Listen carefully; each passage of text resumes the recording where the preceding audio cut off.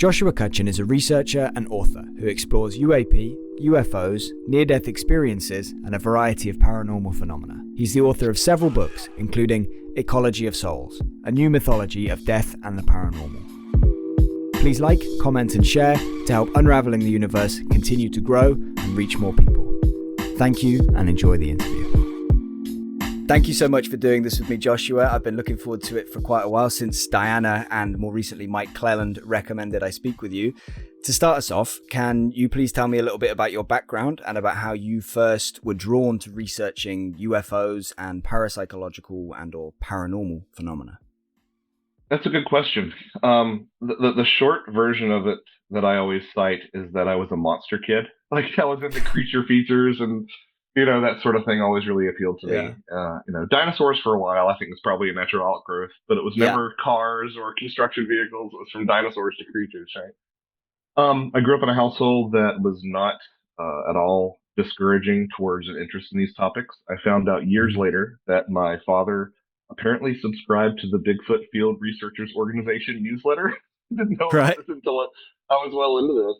So obviously there's something going on there. I don't know if it's hereditary or if it's just the environment I grew up in. But, I read a lot of cryptozoological books as a kid, and, my parents were like, hey, he's reading. So that's all that really sort of mattered to them. I was mildly antagonistic towards the UFO topic for a while. That's something that we can get into later on down the road if you want to. I was sort of dismissive, rather, is probably the better way to put it, of the UFO topic until I discovered alternate ways of thinking about the subject matter beyond the extraterrestrial hypothesis.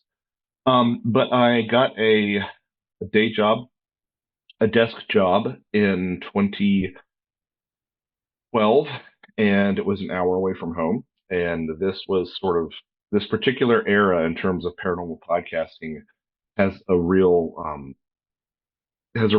special place in my heart. So I was immersing myself back into the subject matter that I'd sort of been hot and cold with over the years, and listening to 2 hours of paranormal radio, to work and back. And as I'm sure you're aware, as you just sort of alluded to with having guests recommend other guests, once you start listening to podcasts, there are these sort of loose-knit podcast families that make you that encourage you to listen to other podcasts, and they'll mention things and people will cross-pollinate in that sort of way.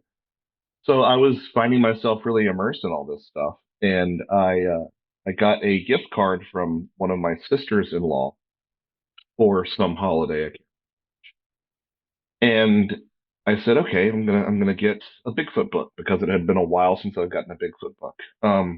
And one of the things that had always stuck in the back of my mind about Western European fairy folklore was that fairy taboo regarding the food. That if you took food or accepted food from a fairy in fairyland, you'd be stuck with fairies forever. So I picked up a copy of J. Robert Alley's Raincoast Sasquatch, which is a great book. And he talks a bit about indigenous myths and legends and such in there regarding large hairy hominids. And one of the things that he mentioned was the fact that amongst some Alaskan tribes, one of their Bigfoot analogs, the Bequest, might offer someone what appears to be dried salmon. And it wasn't actually dried salmon, it was tree bark that was sort of beglamored to appear as dried salmon. And that's odd enough, right? But the detail that really sort of set me on this entire path to really taking this stuff more seriously academically was that it was also believed that if you were to accept this food from the Bequest, you'd be trapped with the Bequest forever. Right. And I said to myself, that's really, really close to that sort of idea that you hear about in Europe regarding the good people. And I said, Europe and Alaska we've been told that there's been no cultural cross-pollination or cultural contamination between the two, and before, the arrival at least of some Europeans. And it's like, well, how do you explain that congruency? And I said, somebody should write a book on that. And I sat with that for a while, and I said, oh, well, maybe that person is me, which is, I don't know how I really pushed myself past that price of admission, because as I'm sure you're aware, when you're into these subjects, especially, back in 2014 was when I started writing my first book, A Trojan Feast. There was even just that recently, there was still more of a stigma attached to this stuff. But have a very supportive wife, and I put together my first book, and to my absolute shock and surprise, but gratitude, it was very well received by people whose books I had grown up reading. And Mm. it was one of those moments where it's like, well, maybe I do have something to say. And I ended up forming relationships with people who I only knew as names in books, and the rest is sort of history. Now I'm, depending upon how you count it, because I have to split some of these books in two because they're so big. Depending on how you count it, I'm seven or eight some odd books into talking about these topics as Awesome. part of my full-time job. Yeah. And are there many more books coming up? Are you working on more right now? And is that number going to be hitting double figures pretty soon? Well, this one project that that I'm involved in, I'm not sure it won't be like five books separated because it's such a massive A topic. series. I'm Yeah. collaborating with my co-author, sorry, my editor, uh, and good friend Barbara Fisher on a project that we haven't talked about too much, but details will be forthcoming about that. Right now, we're just sort of going through all of our notes and trying to shape it into something roughly book shaped. But Yeah. I have a couple of ideas from some other stuff down the line. So if I can just carve out the time, I am going to keep writing books because I really enjoy, I really enjoy pushing myself to think about these topics in different ways. I mean, I think even across what I've written so far, there are a lot of contradictions. Each book has its own Mm. thesis, but it might contradict the one that came before or two books before. And I think that's healthy. I think that there's not a lot of that in this field. People sort of tend to make up their minds about what lies behind the phenomenon, and then Yeah. they attach like an aspect of their personality or their career to it, and they're like, it's got to be this, or else everything I've done is for naught. And I think that it's a healthy thing to continue to interrogate your own beliefs, whether they're Yeah. religious or political or supernatural. Yeah. Yeah, for sure. Yeah, that's kind of true skepticism in a sense, right? Like always questioning it, always doubting it, always like seeking the answers. And yeah, it's good that you're adaptable in the sense that you don't need to shoehorn your books to fit. Like, oh, it has to be kind of along the same lines of the previous book. It has to fit the same, whatever. Right. Because that's kind of what it's like when you research these things, isn't it? The natural progression is there's so many things that conflict with other things and that make it more confusing. And you might think you're just getting a grasp on something, and then you're like, oh, actually, I wasn't getting a grasp on that at all, Right. because there's all these curveballs that like, yeah, take away from the pattern I thought I was seeing and all of that kind of stuff. I want to ask you, you said you were dismissive about UFOs. When was that? Was that like, was it when you were like a kid Wow. right through, or when did you first kind of, yeah, when Well, did you? growing up, I mean, the UFO topic feels so sanitized, and I don't know how old you are. I'm getting ready to turn 39, but like there was Few something years about behind you.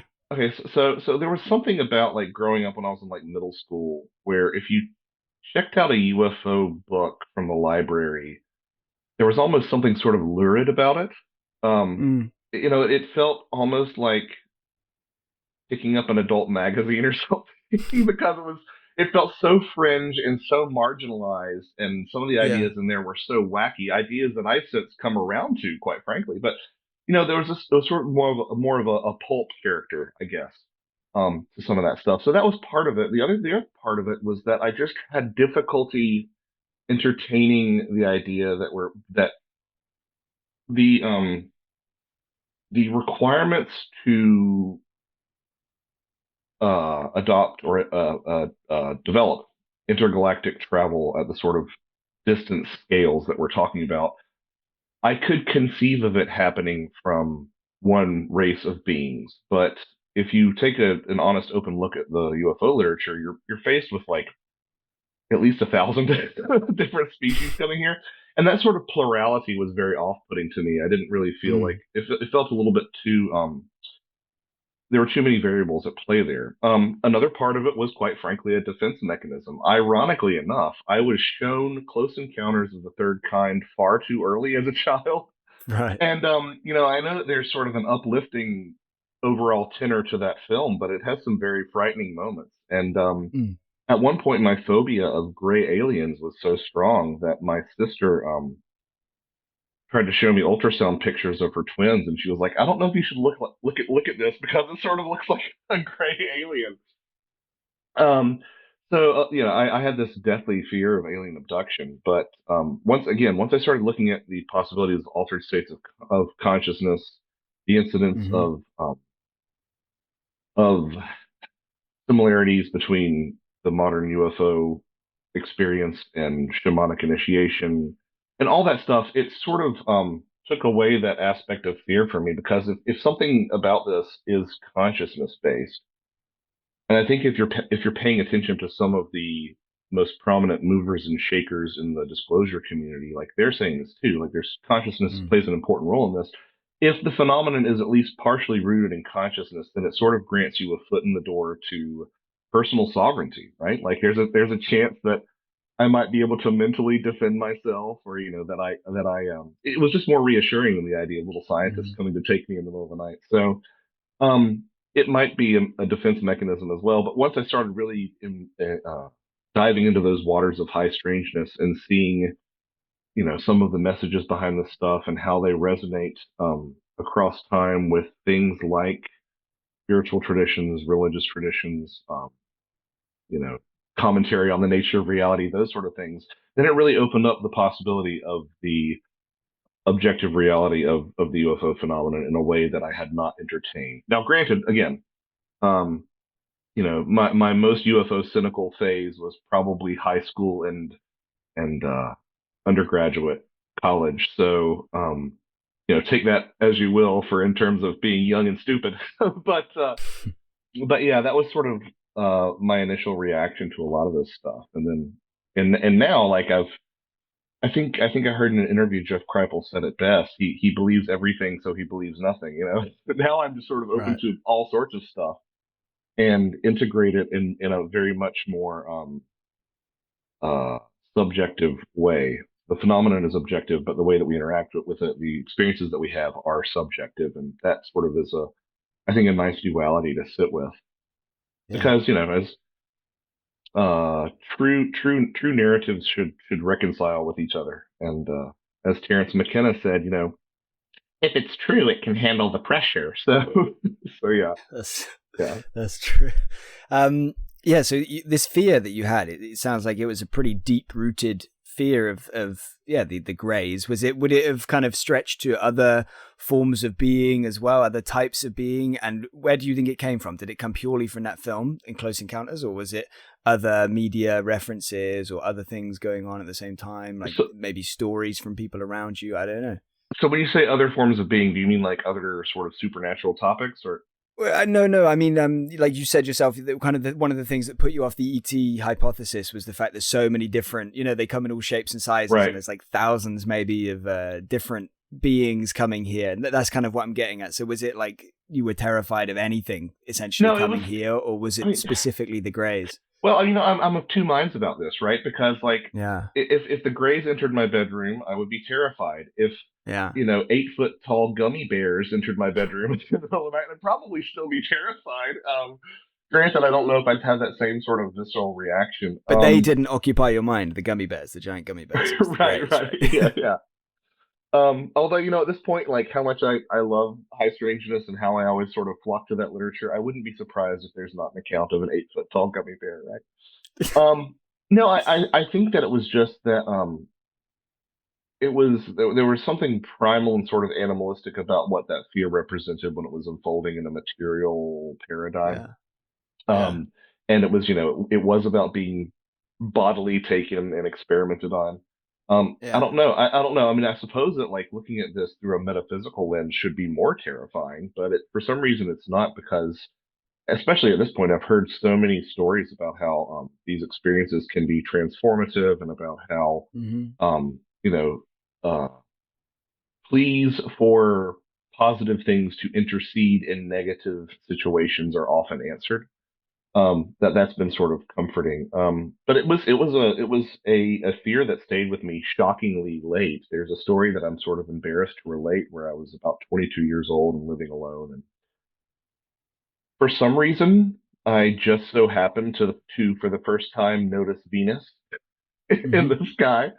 And so I went for a walk. And I'm like, no, there's that light in the sky. And I kept everywhere I went, it would follow me. And I was like, oh no. And then I went to bed that night.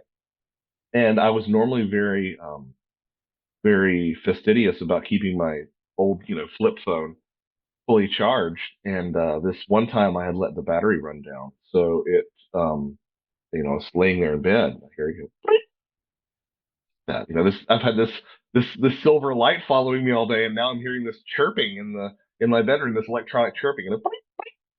And it turned out it was the low battery alarm on my phone that I'd never heard before. So like I was pretty skittish. So Yeah. maybe all of this is just an elaborate coping mechanism. I'm not sure, but yeah, that was sort of my experience with the phenomenon. Yeah. And and I think that there is something. I still maintain that there's something more frightening about the possibility of being bodily taken than the idea that this is unfolding in some sort of other space where, again, um, there's an aspect of yourself that cannot ever be violated. I find that a bit more comforting. Yeah, although we could definitely kind of make any and all of the options quite uncomfortable, right? If we Oh if we yeah. like Oh try to, yeah. but yeah, I see what you're saying for sure. And maybe rather than like what was the word you used just then to say your about your fear? Were you saying covering up? Because I was thinking maybe it's more of a catalyst. The fears are more of a catalyst for your Oh yeah. research Yeah. now rather A than coping mechanism. Well, coping. Yeah, coping mechanism. if you talk to folks from the Hopkins or um completely drawing a blank now on his name. It's weird. But if you talk to folks of the Bud Hopkins sort of school of alien abduction, like they'd say that this points to the fact that I was an alien abductee at some point. Right. I really haven't seen anything that indicates that. I've had things that look like ghost experiences and maybe some fairy adjacent stuff and some Bigfoot adjacent stuff. But in terms of the UFO thing, it's all I get is a dial tone when I go looking for that stuff, so to speak. Mm-hmm. I definitely want to circle back later to some of your personal experiences and Sure. things like that you've had.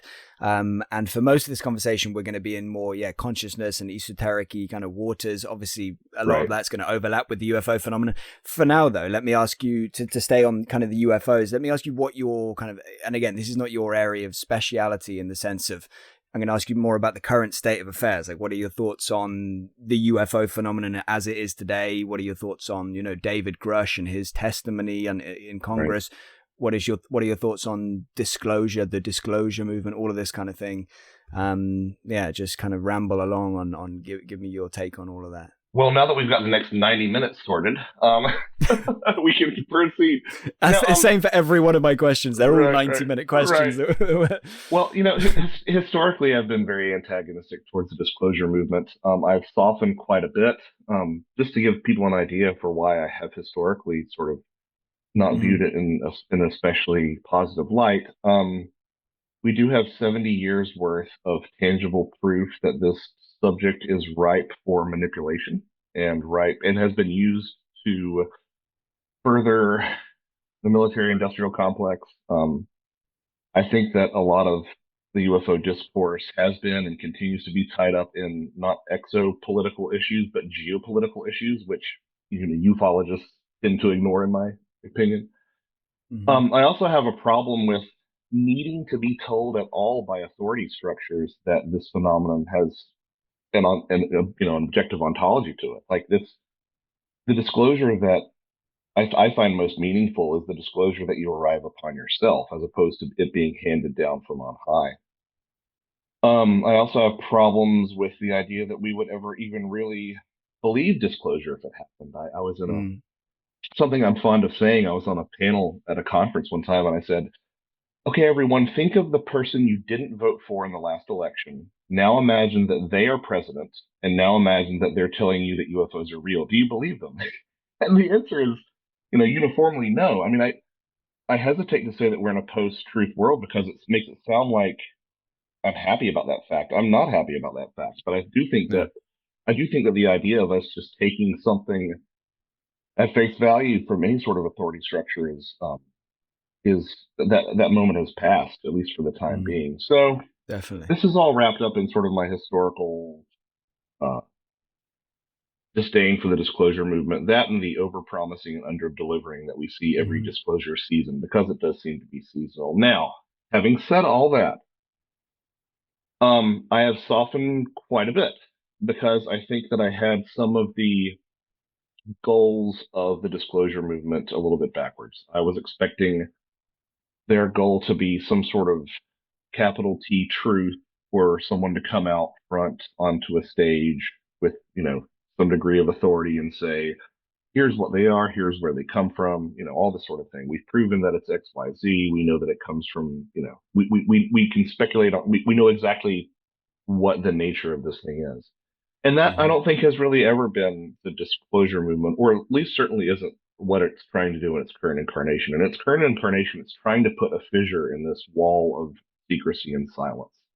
And just to get some sort of admission, which I think has probably been made more than people realize over the years, but some sort of admission that there is something that is happening and it is Mhm. anomalous and we don't have the answers. That I think is not only a much more attainable goal than what I thought the disclosure movement was driving at, but I also think it's a more realistic goal.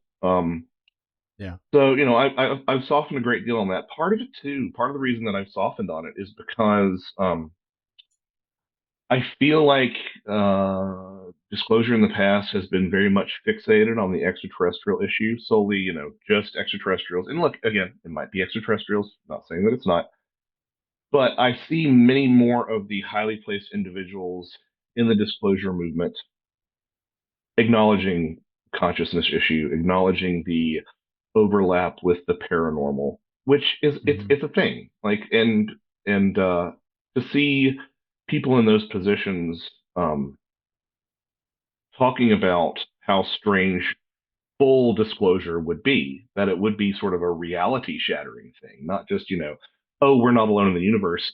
Instead, it's more like, oh, this existence is not at all what we think. Like Yeah. those are the questions that come in that would come in the wake of a full disclosure.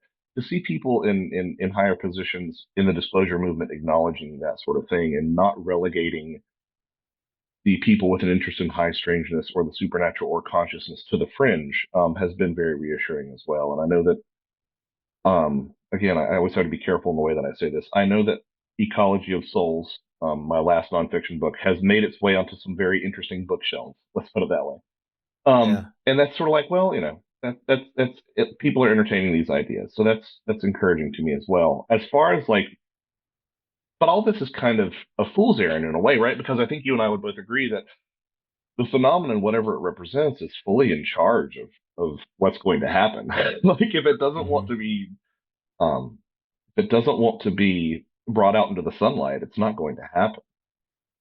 At the same time, if you follow the work of someone like George P. Hansen in his book, The Trickster and the Paranormal, which, like, for my money, is if you were to place bets on an interpretation of the paranormal being true time and time and time again, and you place them on George's interpretation of what this represents, I don't know if you would have ever lost money. Let's put it that way. Right. So keeping in line with that idea, I don't know. This feels like UFO time, and I think that's part of what distinguishes this disclosure season from ones we've had in the past. I would say that if you were to compile a list of top 10 disclosure seasons, this is probably in the top three in terms of stuff actually happening. And I think that you have to look at it within the context again of what's happening now in the world. The instability that we're seeing, the societal angst that we're seeing, the general sense that the eschaton is imminent, that pervades every aspect of waking life. I'm like, this is UFO time, right? I mean, this is the time when something that is anti-structural, that does appear to challenge belief systems, this is the time when that sort of thing thrives. So I think that is part of the reason that we've seen this disclosure season gaining so much momentum and traction, is because it's a time that's just it's UFO season in the sense that the harvest has a season, right? Like everything is lining Yeah. up perfectly, and this is the time when the UFO fruit is ripe. Whether or not the UFO fruit makes it from the tree to the table, that's a different question. Mm. But for now, it can be plucked, it seems, and we'll see how far it gets. Yeah. That's sort of where I am with this sort of current state of ufology, which is a long way of saying, well, a long way of saying a very short idea, which is that it seems to be UFO time, and I think that the disclosure movement is having the biggest steps towards success that it's had in the past several decades. Yeah. Do you think they will actually lead to some form of disclosure? Again, disclosure can mean, it's such a ambiguous word, but do you think that this disclosure season, as you put it, I like that, will it lead to something tangible, something along the lines of maybe it's hard to know where to put I guess some kind of I know you said we don't want to rely on a confirmation, and I agree to an extent, and I certainly wouldn't be able to trust anything any kind of authority, government, whatever says, unless it aligns with stuff that I know based on my own research and things like that. Right. But do you think we might reach a point in this season where some government, maybe the US government, does come out and say, we're not alone, we don't know what's here with us, but there's something here with us, and we're pretty sure, 99% sure, it's not human? Is there something like that happens, do you think, or does it go away again until the next season? Well, predictions age like milk, right? Yeah, no, just speculate. But I do have my own suspicions. Number one, I think that a lot of folks who are aware of the breadth and depth of the phenomenon would agree when I say that it will have to be a partial disclosure, because unless your disclosure includes something that is directly and imminently challenging to your understanding of reality, again, beyond life in the universe, but something that challenges the very fabric and nature of existence, it's going to be a partial disclosure. Or put another way, if your disclosure isn't really weird, it's not the full story. Right? So I think that, but in terms of where this will actually land, again, I do not anticipate looking back on this interview in several years and having a rosy outlook on what I said. But a lot of excitement was made over some of the language in the legislation here in the States about disclosing, non-human intelligence, material bodies, evidence, etc.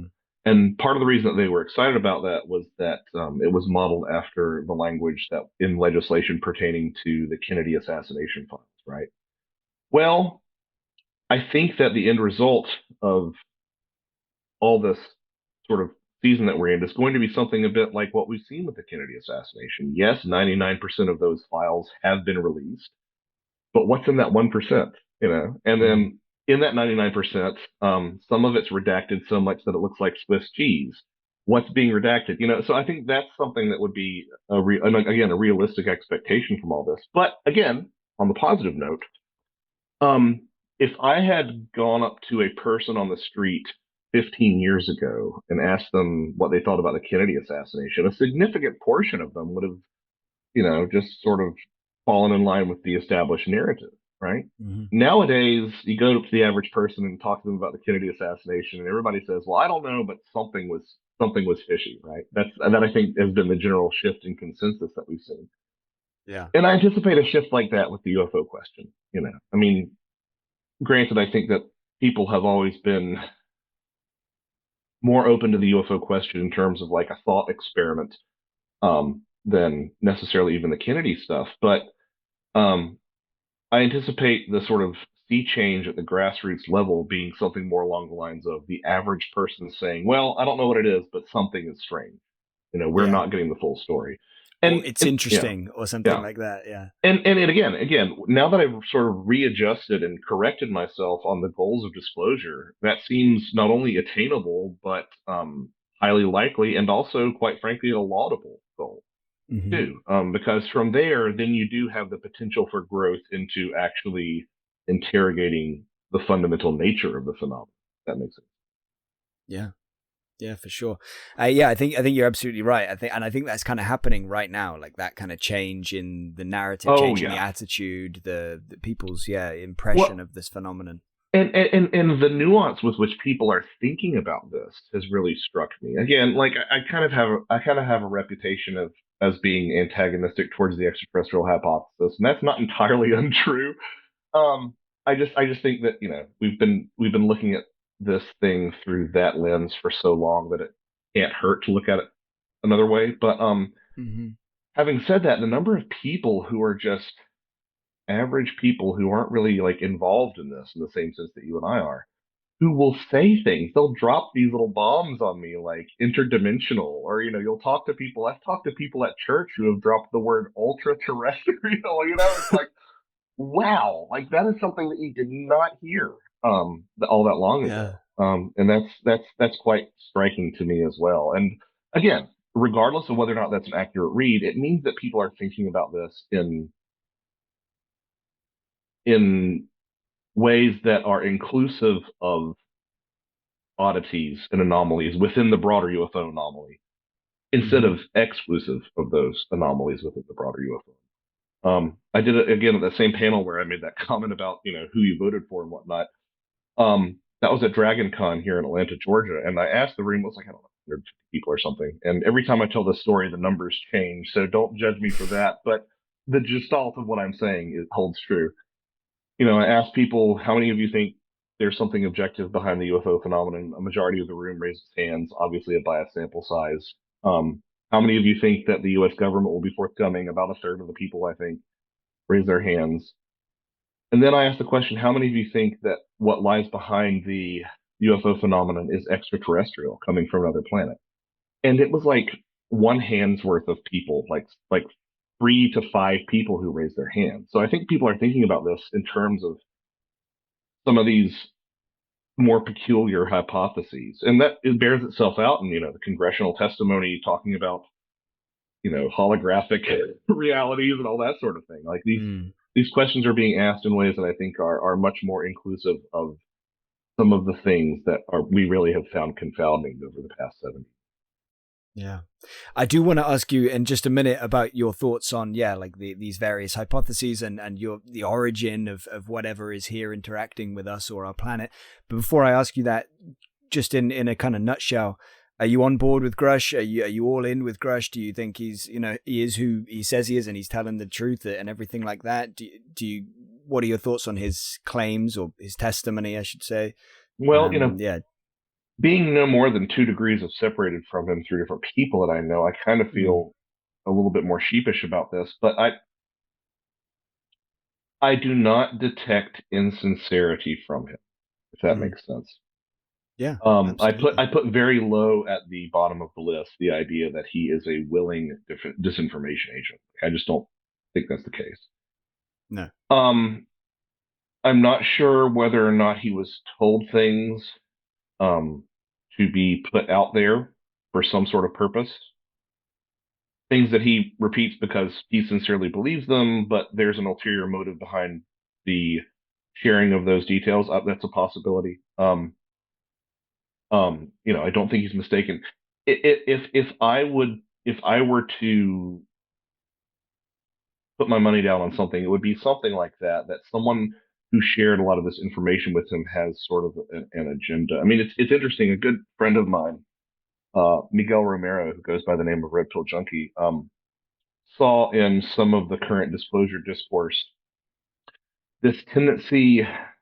Um, can't remember can't remember the term for it, but there's a term in AI for this Ouroboros that happens where AI art draws upon the influence of AI art, and then it sort of becomes this recursive, reinforced loop.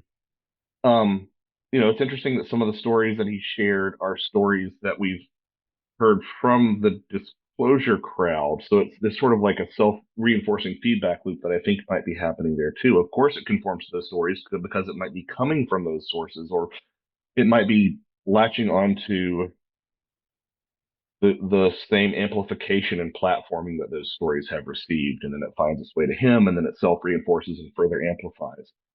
Um, so I don't know. I prefer to remain agnostic on the entire thing. I will say this. The biggest sort of pushback that I get to entertaining ideas beyond nuts and bolts ufology is the fact that Mm-hmm. we have crash debris and the fact that we have bodies, which it does seem like we have something along those lines.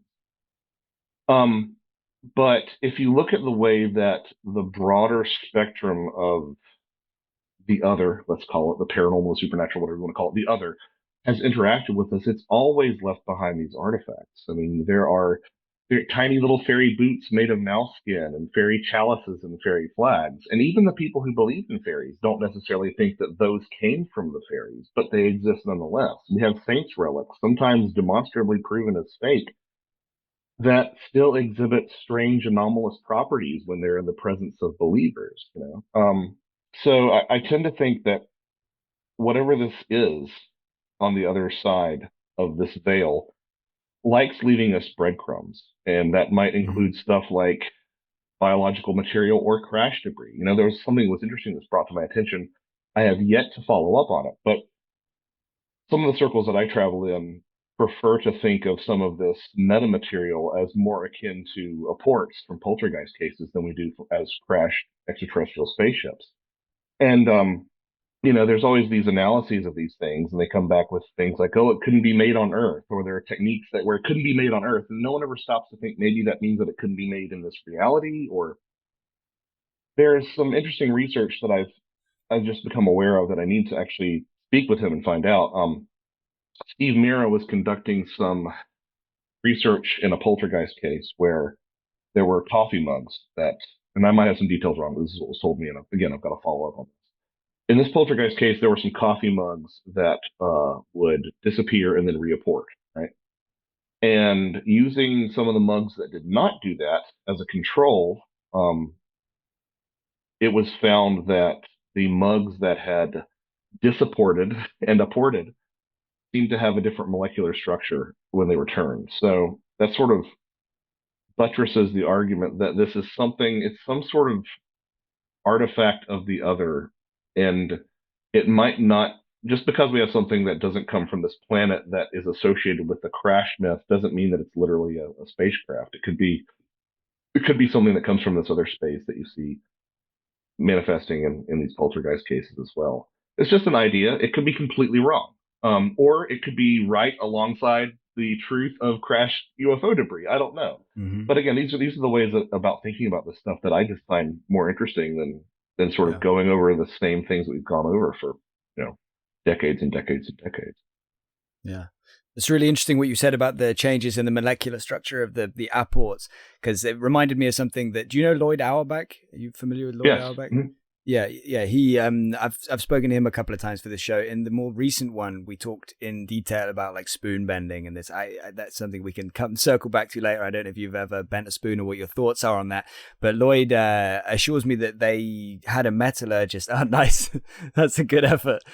He assured me that they had a metallurgist like test these spoons that they had bent, and essentially he's pretty sure that you can see like differences in the structure of the metal, the molecular structure, and it kind of shows it's different.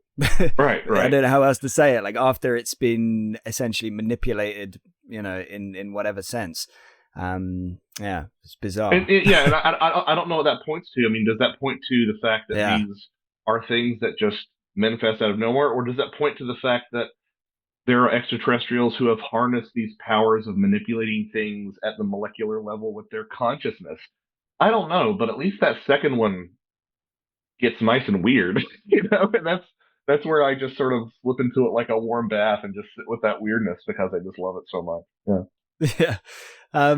So yeah, we've kind of hinted at it and skipped around it, but what is your thoughts on the origin of what does the UFO phenomenon represent? What's going on? Like, you clearly don't think it's as simple as some interplanetary extraterrestrial, you know, brothers coming over here in their spaceship with their scientists and their military guys and you know, coming here and just doing tests and like we would do if we were going out there and had a rocket good enough. So what do you make of it, I guess, at this point?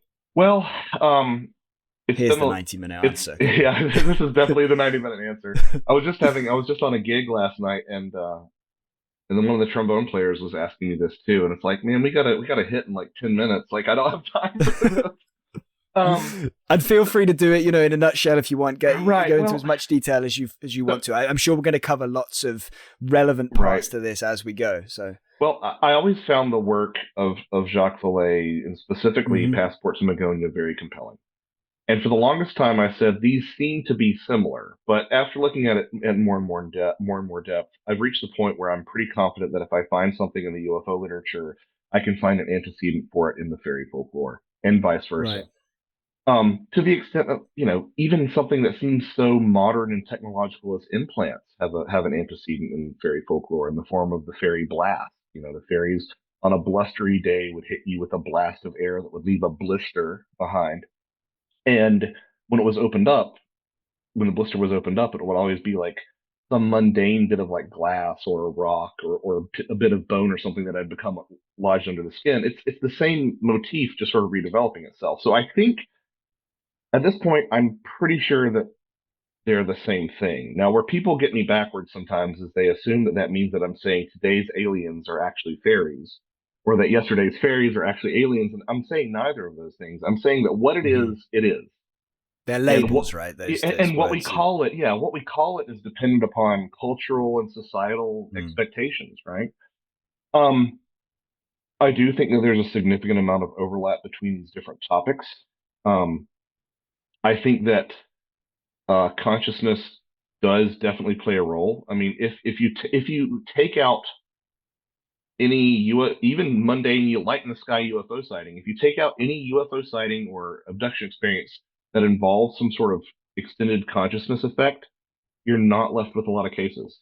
So, Mm. in order to accept the phenomenon, you sort of have to expand into accepting these consciousness effects, which a lot of scientific philosophers, this is not my opinion, I can think of three or four, have said that side effects of any kind, including something as simple as telepathy, is antithetical to the materialist paradigm, right? And so if materialism is falsified, then really anything is back on the table, in my opinion, Yeah. including some of these, quote unquote superstitious beliefs we had about there being a spirit world or an other world. So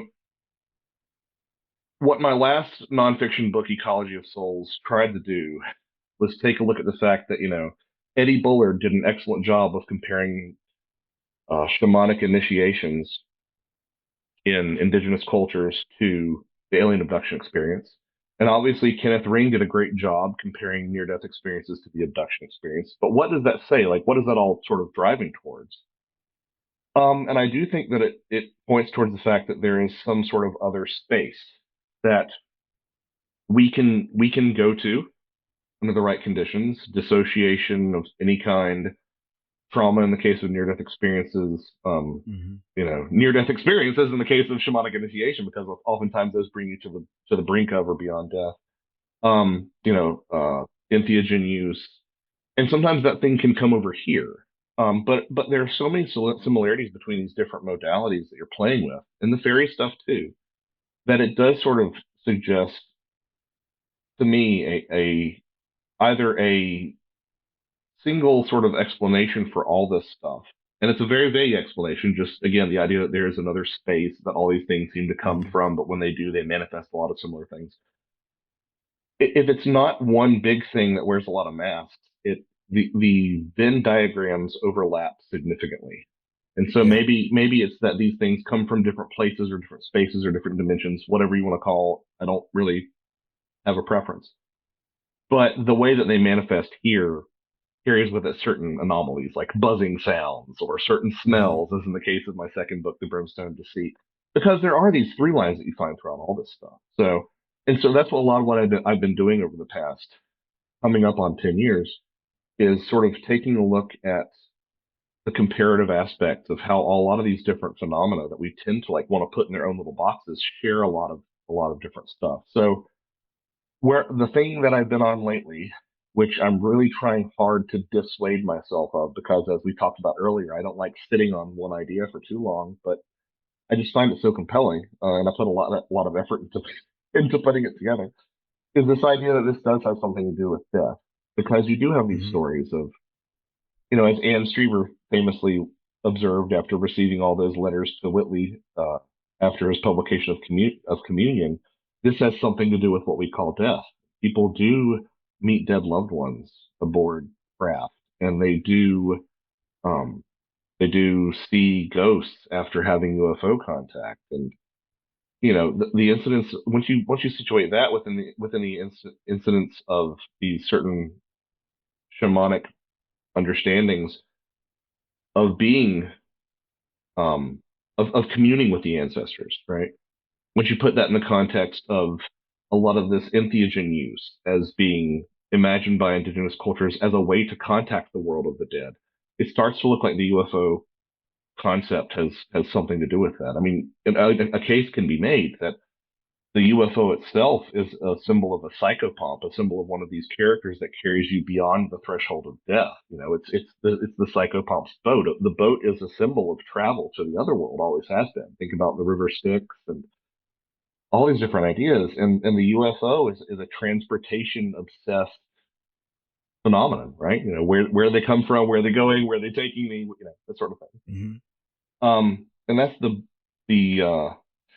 briefest of thumbnails. I mean, I know these are really strange ideas, and that's part of the reason that my writing has gotten longer and longer as of late, because to go to these really uncomfortable,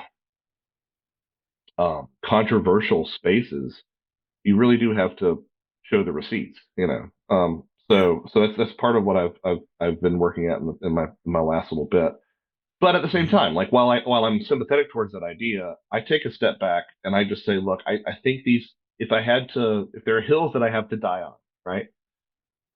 Hill number one is that psi phenomenon is real. Look at the work of like Dean Radin and Daryl Bim and all these folks. They've been playing by the rules, and they're still not acknowledged for doing their work. Number two, I'm on the hill with you there. Yeah. I've seen that you've talked to Dr. Radin. Number two is that, like, this is much more anecdotal, but the near-death experience is real in some form or fashion. Mm-hmm. It may not be what it presents itself as, but people come back knowing stuff that they shouldn't, full stop. Yeah, and they are changed. Yeah. Right. And number three, the other hill that I'll die on is that, I'll even go so far as to say, if all this other stuff has any basis in reality, which, not having a lot of experiences, I can't say for myself definitively, but if all this other stuff has a basis in reality, it is somehow connected. And I don't want to put a label on exactly what it is. I can say that I think it has something to do with death, and maybe for my own personal purposes, the afterlife. But again, I just don't think we have the linguistic tools to map that territory. But we have been noticing it for a long time. This idea that flying saucers popped up after Kenneth Arnold's sighting, and they're somehow related to maybe the nuclear age brought more attention to us, but I think this thing has been traveling alongside humanity since we, first invented fire, And I think it's been with us for a long time. I don't think any of us have a really good read on what it is. I do think it's somehow wrapped up in expressions of religious experience. Not just Abrahamic, but just humankind's attempt to interface with spirit world with a greater sense of our place in the universe. And I do think that it has a potential to be extremely personal and transformative. Those are sort of the hills that I'll die on. Exactly what it is, I don't know, but it does seem to be all related in some form or fashion. I realize that was a bit of a rant, a bit of a ramble, but it's like trying to hug an elephant, It's like you kind of have to sort of move your body a bit to get your arms around. I'm exactly the same when I try and talk about this stuff. If you kind of had to say which way you lean right now, again, I'm not trying to look for any kind of firm conclusion on your part at all, but just in terms of your right now speculatively leaning, would you say is all one thing or do you think it's separate things happening? The word thing is doing a lot of work here. Or do you think it's separate things happening, but all of lots of them having various links, bizarre overlaps, fuzzy gray areas, confusing things that look like links but aren't actually links, that are just similarities? Right. Do you think it's something way more kind of cobbled together and less actually connected but lots of things in common? Or do you think the other side of this is all entwined Well, deeply. right, because there's an argument to be made that like through the lens that I apply, that I would think that fish, otters, and penguins are all the same thing, right? You know what I mean? Like they all swim, but not everything that swims is a fish. I mean, I like to sort of put out there as a disclaimer, like what I think and what I would be disappointed if it wasn't are two different things. Hmm. So I don't really know if I'd be disappointed if there's more separation between these things than I think there is. But I've just found so many areas of one aspect of contact that touch upon another one, and oftentimes in meaningful ways that I do think it's all the same thing. Again, it's not going to break my heart if it's not, but I'm trying to reconcile all these sort of bizarre narratives into something that Yeah. streamlines it a bit. Um, Yeah. and so when you hear stories about, um, you know, gray aliens showing up in someone's near-death experience, it complicates it less to say, well, that's because it's all part of that sort of same thing, the same expression.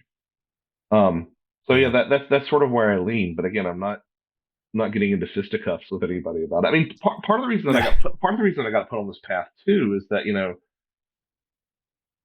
admire Passport to Magonia though I do, and it's a keystone text in everything that I do, and I'm not fit to tie Dr. Volet's shoes. There is something that was sort of left on the table in that discussion, which was the fact that a lot of these communities that thought about fairies prior to the rise of theosophy in the late 19th century thought about them in terms of being related somehow to the human dead. And then you flash forward to 1987, 88, and Whitley's getting all this correspondence, and Anne says the same thing. This thing seems to have something to do with the dead, too. So the fairy alien through line is the one thing that I'm most confident saying that it's the same thing. When you start Hmm. incorporating like Bigfoot and extended consciousness and near death experiences, there's a case to be made for that. That's what Ecology of Souls is trying to make a case that it's all one big soup. But I'm much less married to that idea. Yeah. Yeah. I think the idea that like consciousness in some form is connected with the UFO phenomenon is like, yeah, I'm totally there with you. Psychic phenomena, we see that popping up in all sorts of, UFO encounters. That's definitely, again, the one I have the most trouble with is like the idea of death and what happens after the connection there. Mm. But I'm not saying I don't think there is a connection there, not by any means. I'm just saying that's the thing I kind of struggle with, because I guess I see way more that's like different than the same. But as part of the reason I was so keen to talk to you is I want to hear lots of, the stuff that does draw it together, which I want to circle back to in a little bit. Okay. But first, I wanted to talk a little bit about orbs. Okay. Because I think that's All where right. your name first came up when I was talking with Diana. And I know that is in itself something that potentially draws these two Right. topics together.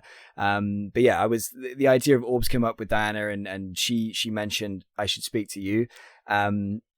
I guess firstly, like, when and how did orbs first kind of enter your awareness? And maybe also I can add on to that, like, how do you define an orb? Well, orbs first enter my awareness, as they do for a lot of us, as what seems to be shocking proof of ghosts on film, and then you get older and Okay. you realize that it's dust motes or it's insects or something. But at the same time, people do see things that are obviously not dust motes or insects caught on film, and they're actually like a ball of light of some sort, seen with the naked eye. Um, they are a universal tradition, and I don't use that word lightly. Like just about every culture has something involving these orbs. Oftentimes, that folklore involves some sort of warning, like "Don't follow the lights." The interesting thing about the orb thing, or Interesting. I'm just gonna say light, anomalous light phenomenon, because Yeah. orbs have Okay. this connotation of being oftentimes misidentification. So I kind of want to set that aside. But these balls of light and whatnot. The interesting thing that I Floating find balls of light. Yeah, yeah. Yeah. The interesting thing that I find about it is that it's so context dependent. Like, you see one in a house and it's a ghost, but if you can see that Hmm. exact same thing up in the sky, you'd think it's a UFO. If you see that exact same thing, around Glastonbury Tor, it's going to be a fairy. It's always context dependent, but it's this through Yeah. line across all this stuff. Um, in a lot of cultures, a lot of cultures said don't follow the lights. There are also a significant amount of cultures that would say that these lights would appear around the time of death. Hmm.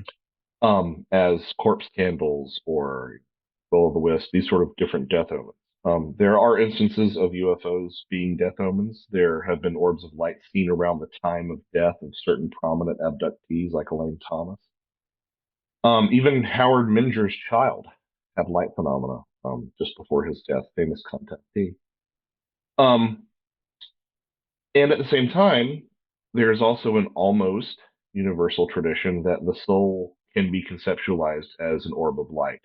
It's not consistent across time and space. You have the idea that the soul is a little person or some sort of winged bird or a bird person. Like you see different variations on that, or wispy sort of cloud-like material. But like there are many references from indigenous traditions through the Abrahamic traditions of the soul being conceptualized as a ball of light. We also see this in a lot of Hmm. near-death experiences. People will say, "I became a ball of light. I condensed into a ball of light," et cetera, et cetera, Yeah. et cetera. So souls, death omens, balls of light, seen across all these different sort of contact modalities. Um, One of the ideas that Carl Jung put forth in his excellent essay on flying saucers was an interpretation of the flying saucer as a symbol of totality, as a symbol of completeness, in which sense he sort of drew comparisons to the UFO being, the flying saucer more specifically, being a symbol of the human soul. And the idea of souls as saucers, I know, is so unpalatable to a lot of people. But if you start thinking about at least the lights being souls of some form or fashion, things start to make a bit more sense. There are references to people seeing these balls of light not only at the time of people's deaths, but also to seeing these balls of light associated with people who are in meditation or trance or altered states Hmm. of consciousness, right? Again, this is in some Inuit traditions, in some other indigenous traditions as well, that the shamans who would travel astrally, who would have out of body experiences, you would see a light above their hut. So there's something about traveling in this sort of disembodied form, and this is an idea that Kean and Vallée both played with. The idea that at least the light forms that we see in ufology are somehow, astral travelers of human beings here on Earth. This idea has been talked about quite a bit, Mm. and the Yeah. fact that we so often see these lights at night when we're all asleep in this collective altered state of consciousness that we're in, a time of day when historically our souls would wander, um, and that's when we happen to see all these lights in the sky, raises a lot of questions for me. Um, but there's also an argument to be made that in some instances when people So I've always been resistant to the idea that this phenomenon might be self-generated. My inner 12-year-old self hates that idea because I want there to be like a thing out there that's not Yeah. coming from me. And again, I'm not saying self-generated in the sense that it's a hallucination or that you're deluding yourself. I mean the fact the ability that the human being has some sort of ability to project something outward. I don't like that idea, but I wonder about it sometimes. And there was an idea that you're I'm sure familiar with the idea of the doppelganger, the idea of seeing Hmm. yourself. The reason that doppelgangers were considered death omens is not necessarily because they caused death, but rather that they were a symptom of the loosening of the bonds between the body and the soul. Right. Um, and this is definitely tied up in these sort of out of body experiences. It's tied up in the amount of autoscopy that you see in alien abduction, in some alien abductions, where people seem to be having an out of body experience more than a physical alien abduction. But that handily answers the question of why lights were seen as death omens. If lights can be souls and doppelgangers were death omens and lights are death omens, then it kind of forms this self-contained, self-reinforcing line of logic. And it also lines up a bit with the idea that the UFO is an exteriorized soul, either of someone who's astral traveling or of someone of the witness themselves seeing the light in the sky. Um, I do think it's really interesting that these lights, this soul of ours seems to loosen whenever we're in these altered states of consciousness, the same altered states of consciousness that UFOs kind of assert sometimes over influencers. I think that there's an important thread to pick up on there as well. And so all this adds up to me to the suggestion that perhaps we should be looking at least the non-structured craft expression of the UFO phenomenon as something more within parapsychological terms. There's an excellent book by Eric Wallet called Illuminations that looks at least the light in the sky version of UFOs, if not the broader phenomenon, as something more akin to collective poltergeist manifestations. And one of the most compelling bits of evidence that he has for that is the fact that that sort of falling leaf motion that you hear so often in UFO reports. I just spoke to someone in North Carolina who had that same observation. This falling leaf motion is identical to the description again of some apports in these poltergeist cases, where there will be an object that falls from the ceiling, but it does fall in that sort of circly spinning, spirally sort of pattern. Um, and so I think there's something to that. And again, we have to keep in mind the idea that the UFO question probably has a lot of different answers. Um, even once you set aside the more mundane things that are answers, there might be a bunch of different answers that aren't directly related in the "oh, it's all the same thing" category that I like to put it in as well. So, um, I don't know if that was sort of a roundabout answer on your question of Yeah. orbs, but yeah. Yeah, I'd say that was a pretty good yeah, roundabout, as you say, answer. You kind of covered a lot of the boxes. Are there any like particularly compelling or interesting cases with like orbs and or UFOs, or either or? Or I mean, sorry, the UFOs are not necessary, but I mean they could be in there as well. But I'm looking for cases regarding involving orbs, and maybe some cases that make you think the orbs and some kind of survival or what happens after or death itself is connected. Something that bridges these areas. Right, and this is the question that I always stumble on because I focus so hard on theory, and while I collect tales and cases, I always sort of push those to the back of my mind to focus on the theory.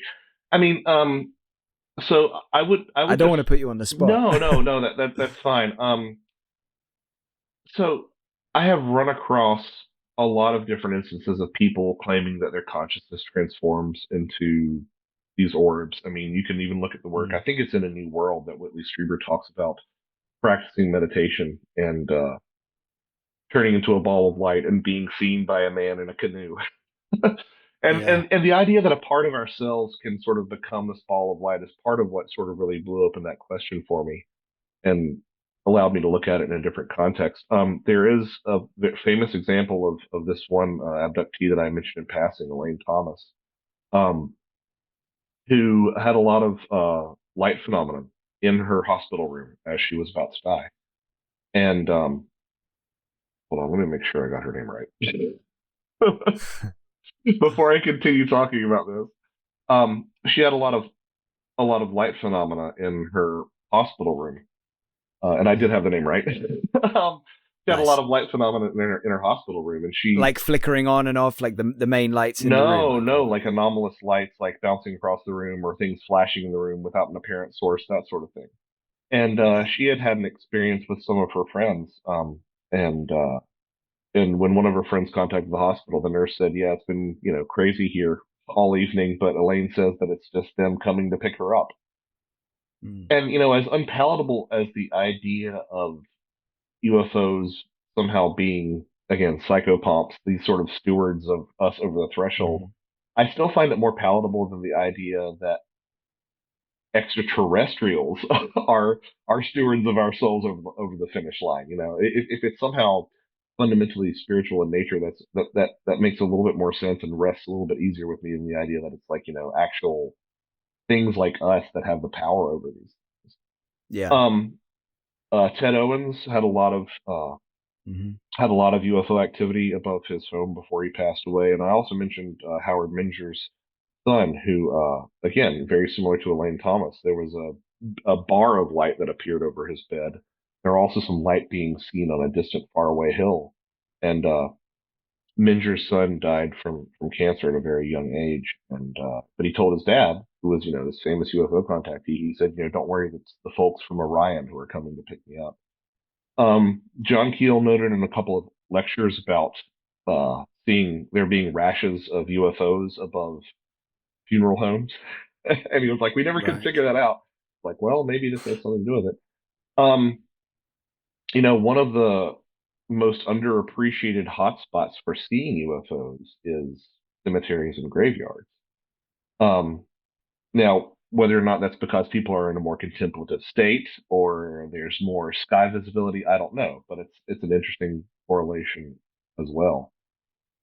Um, and then you nest that again within this sort of conclusion that we all seem to reach as a bunch of disparate populations of human beings, this conclusion that there's some sort of light inside us that can sort of go Mm. about and roam on it, on its own in terms of, having its own volition. And it just all becomes very compelling to me. Again, the idea that this might be something of a doppelganger or a wandering soul that we see in some of these cases, um, is reinforced by the fact that, the times when the soul could wander were trance, illness, um, or during sleep. And those, I think, correlate to varying degrees with the UFO phenomenon as well. So, Mm. Uh, a couple of specific cases in there. I'd probably have to roll up my Yeah. sleeves and dig into the PDF a little bit more to bring out some more examples. But yeah, Yeah, no um, worries. Next time I'll prep you, and you can get some examples of various different things, and we can go into that. That'd be cool. right. But yeah, no, that for now that was great. And you probably know Lloyd Auerbach's story of Lois, right? Like you've Can come you across him can talking you about remind this me? apparition. Can you Like remind he me? was Yeah. with a couple of colleagues, yeah, and they were visiting the house of these people who claimed there was an apparition there. I think it was the son of the parents that have been communicating allegedly with this apparition.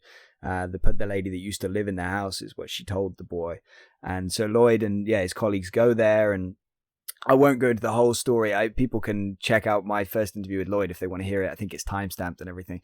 But yeah, essentially, like they ask questions to her and she answers through the boy. Like she talks to the boy and then he tells them what they're saying.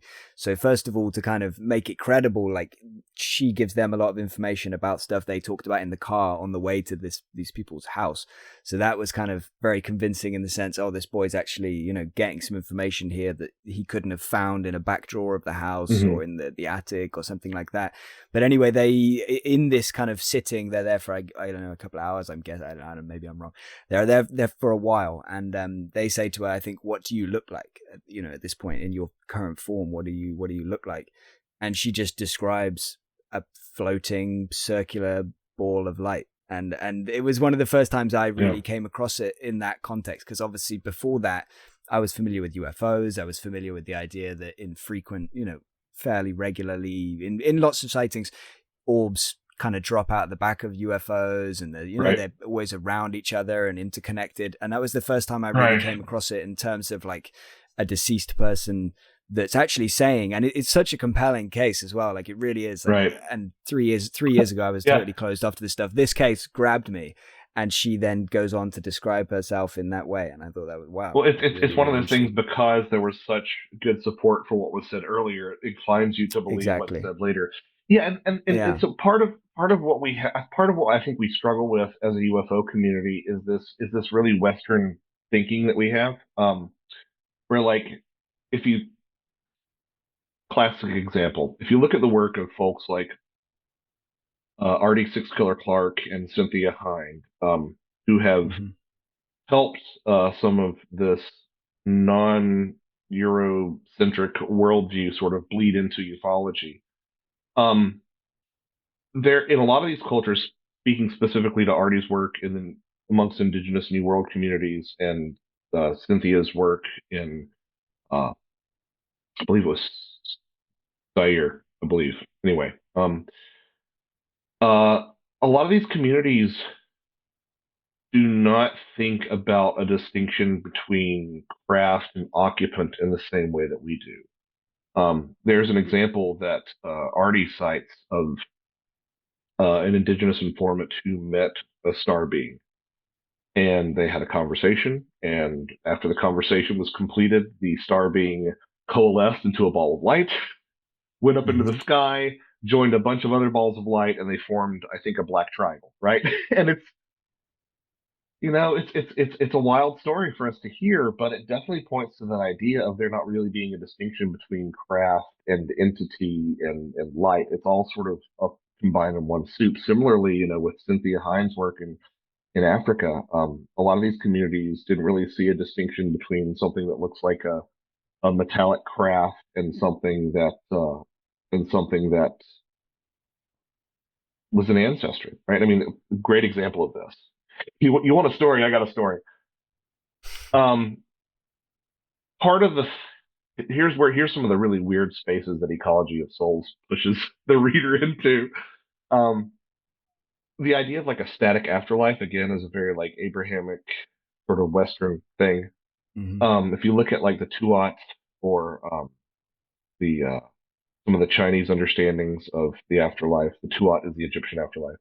There was this idea that it was a mirror image of Earth, and there was the potential for things like technological process on the other side. And believe it or not, as early as the 1960s, like you had people in ufology entertaining the idea that UFOs were craft made in the afterlife and brought over here. Hmm. That's certainly what is suggested by the work of ayahuasca artist Pablo Amaringa, who has these wonderful artistic depictions of what you see when you're on ayahuasca. Again, ayahuasca being the vine of the souls or the vine of the dead. There are these UFO-like things that are in some of Amerigo's artwork. And when asked about them by Graham Hancock, he said, "Oh, well, those are craft for visiting from the spirit world." So the idea that like you would need a craft to visit from the spirit world is so foreign to us, but it's suggested by a lot of things, and a lot of cultures do think that there's this potential for change in the afterlife. Which brings me back to Cynthia Hind. There was a an individual in a community in Africa by the name of Clifford Muchena, and he was doing Hmm. his rounds in the community, and this big ball of fire comes rolling through the town square, and people are setting off fire alarms because they don't really know what it is. Clifford falls to the ground, but as he falls to the ground, he sees these two characters in these silvery jumpsuits um, appear alongside this ball of light. And so he's sharing this with Cynthia Hind, who's interested in his experience from the point of view of a UFO investigator.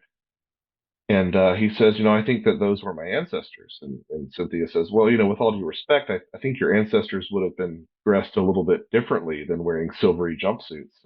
And Clifford just sort of shrugged at her and said, times change. And I love that. I love that idea. So that's something else. That's another path that you sort of end up entertaining is that yes, so we sort of talked about the lights, right, as being related to the death thing. When you get in the structured craft, it gets more difficult, and that's something that has been entertained. I mean, we were talking about Whitley. His estimation of the implant that he Yeah. has shifted over time from something implanted by the visitors to something that was designed by electronic voice phenomena pioneer Constantine Raudove. And Hmm. Raudove was sort of like one of the big pioneers of EVP in terms of interacting with the ghost world. And there's some really chilling recordings that you can find where Raudove has called up Sarah Estep and left voicemails from her from the other for her from the other side, right? But Whitley was informed by some very mysterious, almost Men in Black like characters that the implant that was inside of him was technology that was designed by Constantine Raudove after Raudove died. So he was Right. Yeah. designing these schematics from the other side. Again, I I feel like we're going in some really weird directions here, and the key I think is to have like a very small basket in your head that says true, and a very small basket in your head that says false, and a big old basket like in my head that says interesting if true, right? And you just throw a bunch of Yeah. stuff in there. Yeah. For sure. Yeah. Um, but so that's one way to look at the structured craft question. But the other way to look at it is through this lens of archetype, and I just see so many similarities to the boat symbolism that we, as a bunch of different cultures, understood. You have boats interred as grave goods for Egyptian pharaohs, and Viking ship burials were, of course, a thing. Not necessarily in the way that we Hmm. see in the movies, but the ship imagery was definitely associated with it. And a lot of these psychopomp characters, these folk and religious figures that would escort you to the other side. Um, had attributes that you could very easily associate with UFO occupants. Um, and there were also associations where there were certain animals that were not only, of course, psychopomps, universally, again, not using that word lightly, universal psychopomp animals, but we're also universal shamanic animals, right? The horse, the dog, and the bird, right? These are motifs that you see time and time again as harbingers of death, or these animals that can lead people to the other side. And of course, the bird stuff certainly resonates with Mike Clelland's work and the owls. Yeah. It's one way of looking at it. Yeah. But it's a different interpretation of looking at the UFO phenomenon. And again, it's piggybacking off of Carl Jung, who made the comment in his flying saucer essay that he had yet to encounter an interpretation of the UFO, of the flying saucer, as a sort of Charon, the Greek ferryman. But the more you dig into that, the more you do find a lot of different things that seem to align in that direction. Yeah. Yeah, when I spoke to Jeffrey Mishlove, he told me about a case where, somebody arrived in the afterlife. I can't remember the actual context of if it was, some kind of mediumship or some kind of near-death experience. But essentially, these people were in this realm and they were like offered, like, oh yeah, we're gonna give you a UFO, like a flying saucer type craft, to be able to travel around. He's mentioned this book before. Was it this book, Link and Communique? I'm not sure. Okay, I know that he's. I think a video of his brought that book to my attention, where there's this nurse who's given a craft in the afterlife to transport her vast distances to perform spiritual healing on people. Sounds like it could well be the one. Yeah, and it sounds at least similar. And that's sort of that afterlife technology idea, which is, I realize it's an uncomfortable place for people to go. It's kind of a weird, uncomfortable place for me to go too. But I try to try to look at this question from as many angles as I possibly can, because there is a lot of resonance to unpack once you start looking at it archetypally and symbolically. I do find the idea of that kind of, the craft, the physical, whatever, the saucer kind of shape, being interlinked with the afterlife, that's kind of really pushes my boggle threshold. But like you said, and like I say in kind of descriptions and things, like, just always got to listen to these things and kind of take them at their value and come to a conclusion based on that and much more data. But it's kind of I struggle with that. Oh, I totally get that. And what I think is interesting too is that some of the other UFO shapes sort of carry with them the same sort of symbolic weight. I mean, if you look at cigar-shaped craft, that's sort of a phallus, right? Which is a symbol of rebirth and fertility. There's a hilarious picture from Cynthia Hines' work of a UFO that showed up at an indigenous wake for someone who had died, appropriately enough. But it was like, a long cylinder with these two balls on the end. It's like, that's pretty on the nose. But what also is interesting is if you sort of look at that sort of the cigar-shaped craft as the sort of classic rocket-shaped image, with the long cylinder with flames at the rear, it also looks like an inverted torch, right? And the inverted torch is a symbol that you'll find on a lot of cemetery iconography throughout the West, of this idea that even though inverted the torch, the human soul still burns. So there are always ways to look at some of this stuff through that sort of symbolic lens. What it means and whether or not it has any real bearing on the actual ontology of this stuff, I don't know, but I still find it interesting. Yeah, for sure.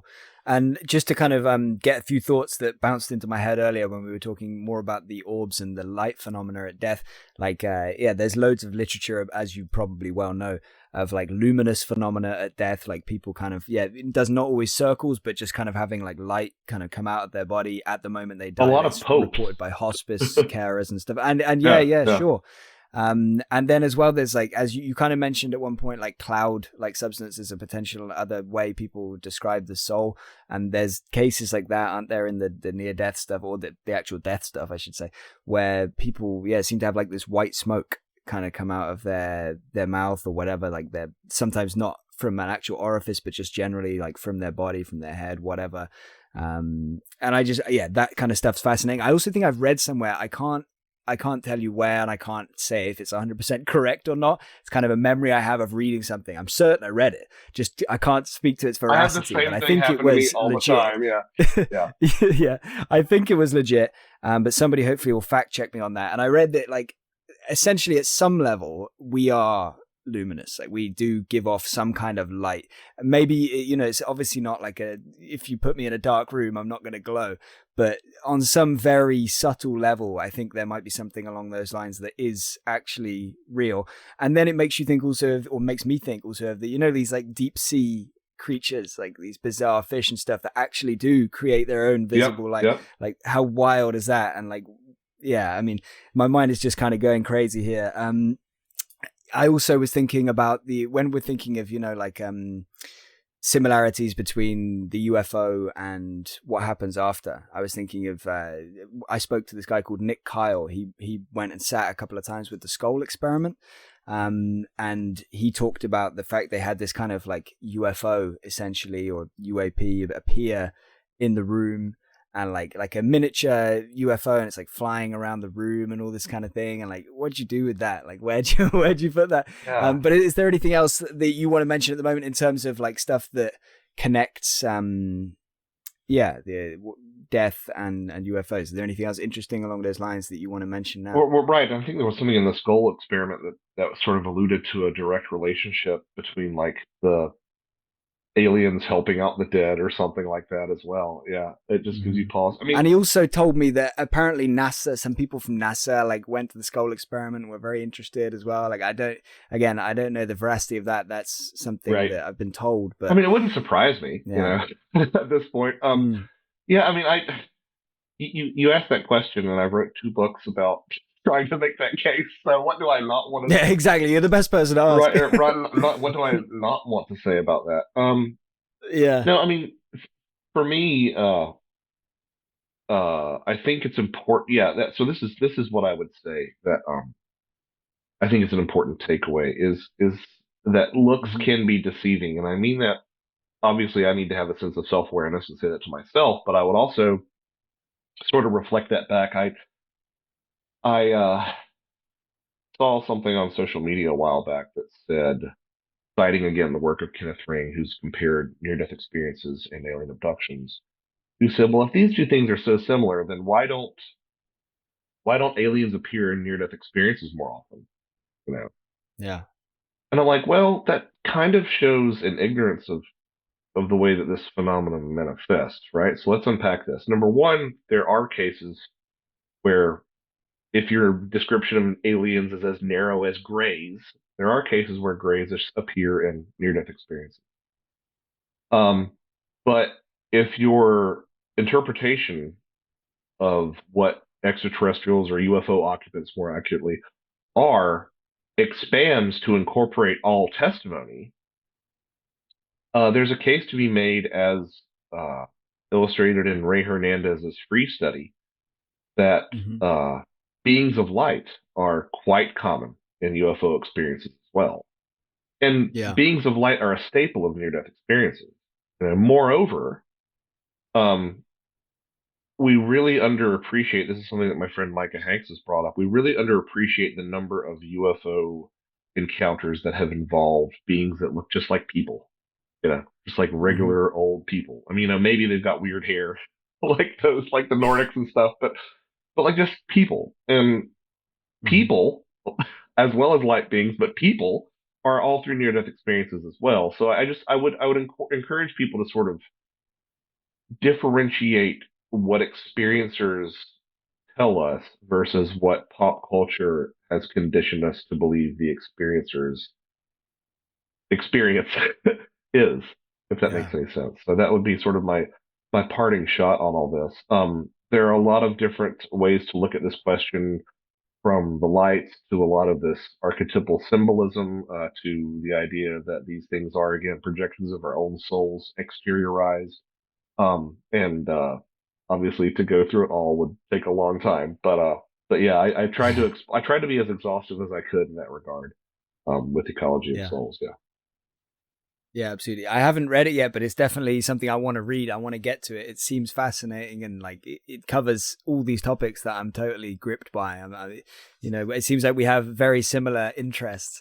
So hopefully, it's going to be something I get to at some point soon. And if anybody wants to read it, I'll put the link in the description, and people should absolutely check it out and give it a read. Are there any? I know you said you're not great with like kind of getting case studies come to mind because it's not really how you operate. Right. But when it comes to greys in NDEs, is there anything? Because I'm very familiar with NDEs and stuff like that. I'm also familiar with the others, but I'm not so much the links. That's what really interests me. I've heard of Right. it. I've heard of, like, a grey appearing in an NDE. I don't know how common it is. I don't know how many cases you're aware of along those lines. But yeah, if there's just anything that comes to mind, and maybe if a number comes to mind as to how many you've come across, a rough number. Right. Well, as far as a rough number, it really isn't that many. I mean, I would probably say Yeah. fewer than 50 that I've come across. But again, it's so easy to overlook a lot of different cases because some of the stuff just Yeah. appears in places that you don't look, right?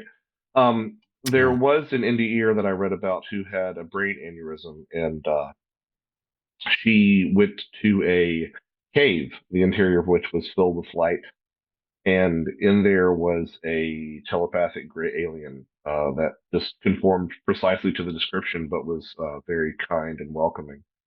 Um, Beyond that, it's also sort of worth mentioning the incidents of people who have had both a near-death experience and seen a UFO, or have a near-death experience Mm-hmm. and have had UFO contact.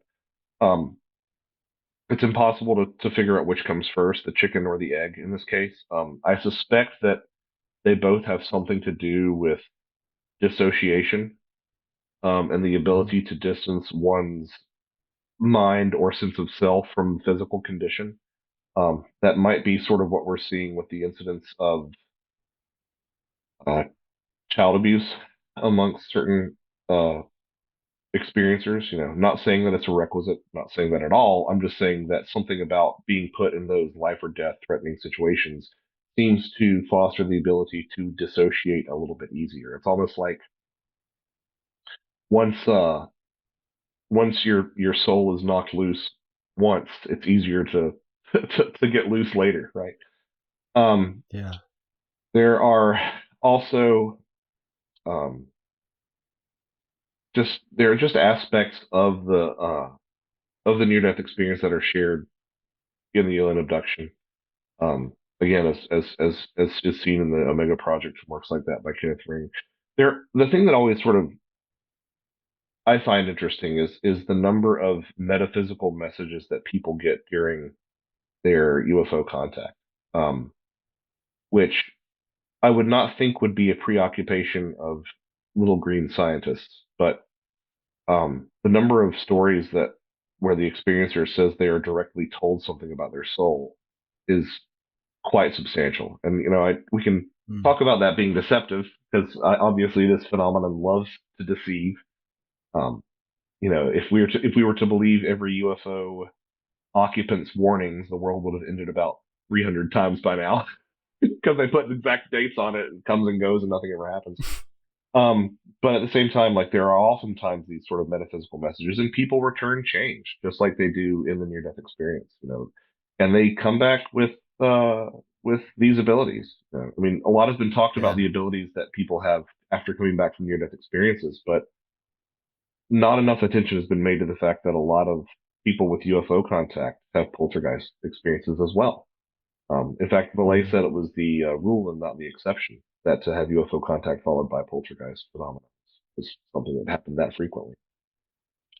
And Yeah. then once you sort of set that alongside the fact that the entire purpose of a lot of these indigenous shamanic initiations was to be brought to the brink of death and come back with powers, it all sort of starts to feel very parsimonious, I guess, in that way. The only question is, I see the near death experience, the shamanic initiations, and again, shamanic is a very problematic term. We could unpack that, but I don't want to really sort of waste our time with that. But just be aware that I'm aware of that. Near death experiences, shamanic initiation, uh, and alien abductions start to look like three vectors by which these abilities can be obtained. One of which is intentional, the shamanic initiation. Again, that's not a hard and fast rule. There's plenty of spontaneous selection, but I'm being very broad here. Shamanic initiation is intentional creation of those abilities. Near death experience is accidental creation of those abilities. and the alien abduction is an intentional creation of those abilities instigated by whatever that other intelligence is, right? So, Hmm. sorry, I sort of went off the trail there a little bit, but that No, it's tends to great. happen. And I maybe another way that people can kind of access those things or kind of increase their proficiency, or not, it's not really the right word, like, but increase these kind of psychical experiences and maybe abilities. The language is always tricky, but meditation, right? Right, Like you probably see the same thing right. there, where like it kind of, again, it's weird. Like why is it the same? Is it because there is this great Well, line, as you say, this line through the middle? This is the thing, isn't yeah, it? and Like well, in the meditation thing, I mean,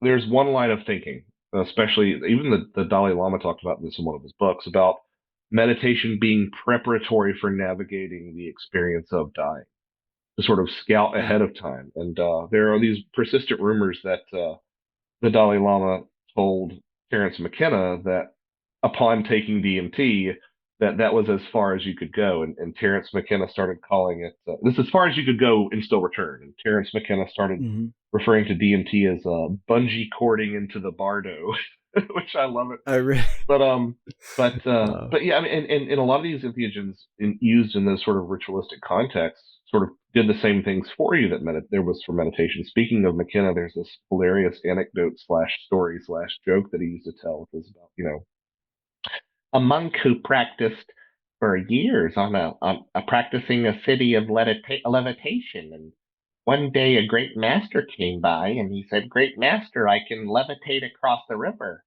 And the master looked at him and said, "But the ferry only costs a nickel." And it's this idea that like there's a hard way to get there and there's an easy way to get there or a quicker way to get there.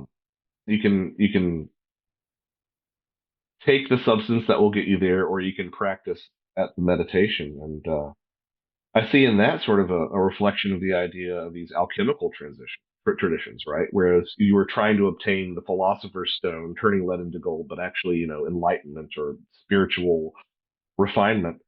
There were two ways. There was the dry way and the wet way. The wet way was slow and painstaking but safe, and the dry way was very quick but very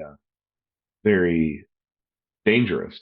And so I sort of see a parallel to that in terms of the use of entheogens versus meditation, in terms of obtaining this sense of spiritual enlightenment, or at least awareness of what's around us. Yeah. Um, so yeah, I keep on going off track. I'm sorry. No, it's good. It's good. It's good. It's all good. It's all good. It's all on But that's track, in that fact. that is that is the thing. And you make me Yeah. think of something every time you Well, start talking. I'm like thinking, that is the good. thing about this topic. I mean, this is a quote that I'm going to paraphrase it, that Ami Michel told Jacques Vallée, which was that the study of UFOs isn't really a scientific discipline so much as it's an initiation. Like, you start off looking at Mhm. lights in the sky, and you end up reading about Arab mystics. And that is the Yeah. trajectory, I think, for a lot of people. We all start like I'm never gonna go down that road. That's ridiculous. I'm never gonna end up there. Yeah, Sure enough. which is why, like, there are such enormous, profound questions that you find yourself asking once you really throw yourself into this. Yeah. And I think when you get hung up on what planet they come from or what their propulsion systems are, it's like those aren't the questions that I'm Hmm. really that interested that I have not been led to in looking at this topic. Yeah. Yeah. Again, just to kind of pick up on something, I don't even remember what it was exactly you said that made me kind of start thinking of this just a minute ago, but like levitation, it's very kind of mysterious phenomena. If we say for a minute that it's real, obviously we have, I think with your river story, like either levitating across the river or getting the ferry to do it. So if you levitate across the river, yeah, some people it seems might be able to kind of get into some altered state of consciousness where they're able to levitate. But then in terms of being levitated, we see kind of like two, maybe there's more ways this happens, but there's two that popped into my mind straight away. And it's in physical mediumship. You sometimes have the medium being levitated, and that has happened to Stuart Alexander, who's somebody I've spoken to, and I haven't sat with him, unfortunately, but he's he's awesome. Leslie Kean has sat with him. She wrote about him in her book Surviving Death. Anyway, he has been levitated, and I talked to him about that experience, and he says it's really weird and he didn't feel comfortable, but it was, it was what it was. But then where's the other place we see that idea, somebody being levitated, right. not necessarily upon request, is the abduction kind of phenomenon, right? And which again is really interesting. Here's another controversial statement. I'm not entirely sure how many times / how much of the abduction phenomenon is physical. Mm-hmm. Again, not. So what do you think's going on with that? Like, unpack abductions. What do you make of right. these kind of alleged alien or non-human abductions? Well, I'm not saying that it's all in your head, but I do think you have to look at the fact that there are a lot of abductions that involve this aspect of autoscopy. That is, a fancy way of saying an out-of-body experience. There are people who look back and they see their bodies. And that would be consistent with the near-death experience, with the meditation, with the entheogens, with the shamanic initiation, would be really consistent with all these different modalities. Now, having said that, because a lot of times you'll be floated through the ceiling of your own house. It's like, well, it sounds like an easier thing to do if it's something unfolding at a metaphysical level than a physical level. But I'm very well aware of the pushback to this suggestion. One of which is that we do have physical effects. There are stories of people whose cars have been taken and dropped off at significantly vast distances. The one that people point to the most, though, I don't think is the one that is the strongest argument against it. They'll say, well, people have physical marks on their bodies afterwards. And I say to myself, okay, yeah, but we see this in these other expressions of these phenomena as well. You've got stigmata. You've got people who have, Ginny Randall's talked at length about people who have wounds inflicted upon them in dreams that then wake up to have the wounds reflected as well. This is probably where a lot of the werewolf stuff comes from. It wasn't the idea that you shot a physical wolf that turned into a physical human being that had the same injury. It was the idea that you shot at this sort of wandering spirit that had turned into a wolf that manifested the wound on the human being's body. And I think a lot of the problem that I see facing our understanding of the UFO in a different way is really connected to this misunderstanding of what's physical and what's non-physical. And if you allow me a moment to explain that, I'll circle back to what I think is going on with the alien abductions. Sure. So I've talked a bit about. I've talked a bit about. Right. So I've talked a bit about Bigfoot in some of my books and about how Bigfoot seems to be strange. And some of the constant criticism I hear is like, Bigfoot's a ghost, which is an idea that I have entertained. Ghosts don't leave footprints. And I'm like, have you not read your old parapsychology books? Like that was one of the first ways of ghost hunting, right? Was to put talcum powder on the floor and wait for the footprints to manifest. Ghosts slam doors and throw objects. Like, something that's non-physical that interacts with the physical. I mean, similarly, the side stuff. That's internal.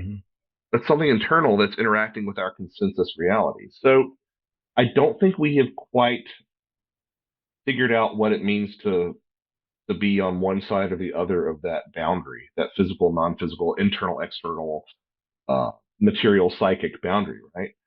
And I think that human beings are something that is, we are predominantly physical with a very important psychic component. And I think that the UFO is predominantly psychic with a very important physical component. Because anybody who tells you that it's just one or just the other, like, both those are wrong. It's not just physical, and it's not just psychic in the sense that maybe a ghost is. Like, there's something really tangible here that does leave burn marks in the ground and stuff like that.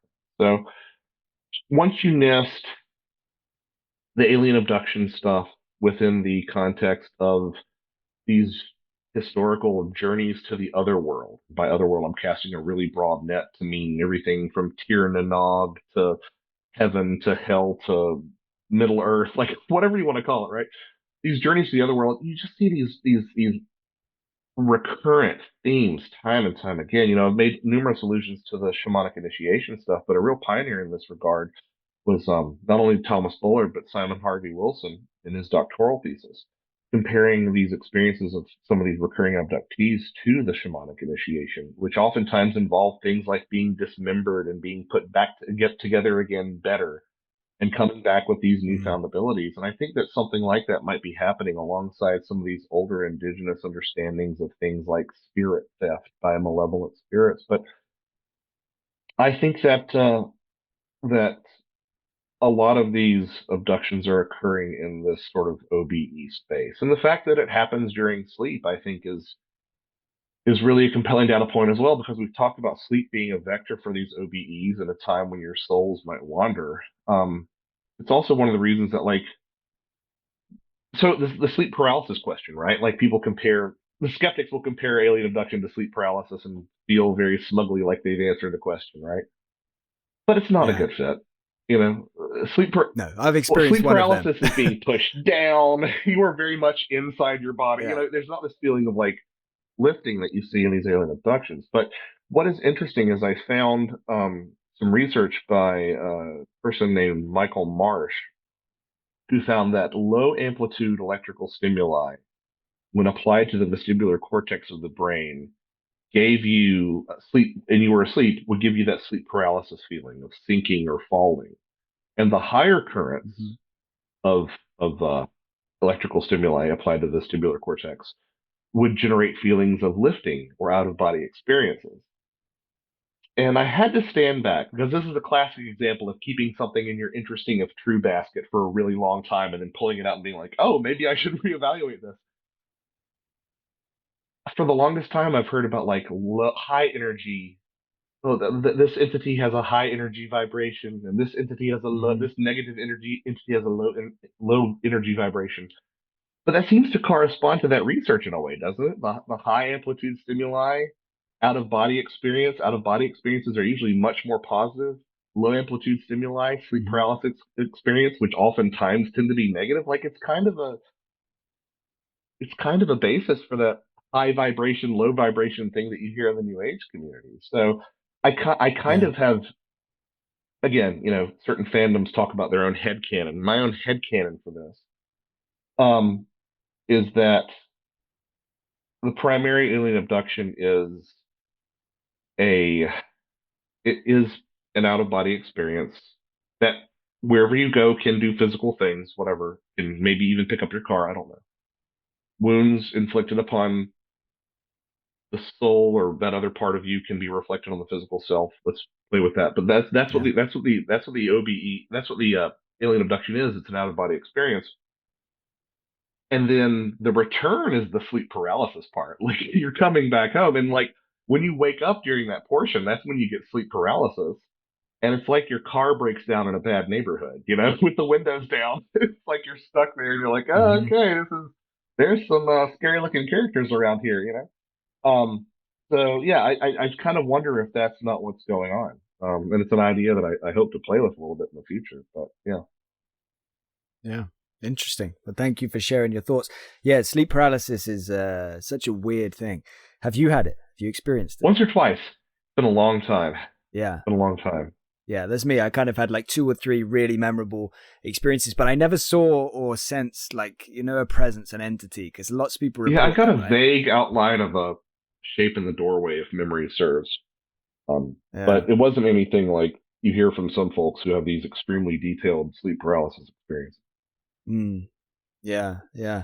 No, for me it was just like what it says on the tin. I was just like paralyzed. I just could not move, and it was just Yeah, scary, right? Just that's it. But there was no like, yeah. I count myself lucky every time I think of it that I didn't have that kind of experience that some people have of, like, yeah, this dark being sitting at the foot of the bed or standing over you or whatever. yeah. Like, and I don't know, yeah, I've what heard from some people it's. who have it like time and time and time again, and I couldn't imagine how Oh, hard it would be to go to bed knowing that awaited you. Like, that would be just be rough. yeah. I guess the only like consolation to that is I suppose every time you experience it, you probably become a little bit more, first of all, you become quicker to realize what's happening, and secondly, you get better at drawing yourself out of it, because I mastered that pretty quick. I hope I would still be able to do it now if I have another sleep paralysis, but I remember kind of figuring out that I had to focus on moving the tiniest part of my body, like maybe like the very tip of my little finger, for example, and I might be trying to move it for minutes and getting nothing, and then as soon as you get like that little movement, that you got to like seize it and move like more stuff, and then I'm like, okay, I'm out. You reminded me. So yeah, there was one time that it happened where I was deeply immersed in this stuff enough that I realized like, oh, I'm going to be really clinical about it and kind of make some observations. But I did have an incident not that long ago, maybe a couple of weeks ago, where it was something similar happening. And one of the ways that one of the most strongest ways that I realize it's happening in retrospect is to think about how hard it was for me to speak in the dream. And that's when I realized that I was speaking out loud, but I was barely kind of speaking. My wife will be like, what were you channeling? And I'm like, no, I was just trying to talk in my dream, and my lips wouldn't work, but they wouldn't work in the dream either. So wow. Yeah. Dreams are really, really interesting. And again, we haven't really got time to go into them now, but there seems to be, they like overlap with all of this stuff in their own way. Sometimes I wonder if that's not what high strangeness is, right? It's the dream logic bleeding over into our reality. And, if, as I've been sort of pounding the drum here, that we can go there, can they come here through similar mechanisms? Are there, because you hear these stories about, aliens that are as surprised to see us as we are to see them, or cryptids that do the same thing. It's like, are there some, Bigfoot in another dimension smoking DMT in a college dorm room, and they pop over here for a little while? I don't know. I don't know. But it's or just go to sleep, waking up, and he's in the middle of a forest, and there's like these kind of weird, like pinky white people all around having a barbecue. He's like, whoa, where am I? Yeah, and well, that also sort of reinforces something that Terence McKenna said, that he speculated that perhaps our reality was, just as psychedelic as the other space. It's just that we are so embodied here and live in it every day that we learn to navigate it. And I kind of wonder if that's not something that I kind of wonder if there's not some basis to that. And again, we could be talking about dimensions here. If that's the language that people want to use, that's fine. It makes as much sense as anything. Yeah. There's so many different things I could unpack about all the stuff we've been talking about. So many like follow-up questions. Let's move on to something else a little bit slightly different. As you know, I recently spoke to Mike Clelland. You know Mike, and you know what he's all about. So what are your thoughts? What's your take on the owl stuff, how it connects to UFOs, how it connects to everything else?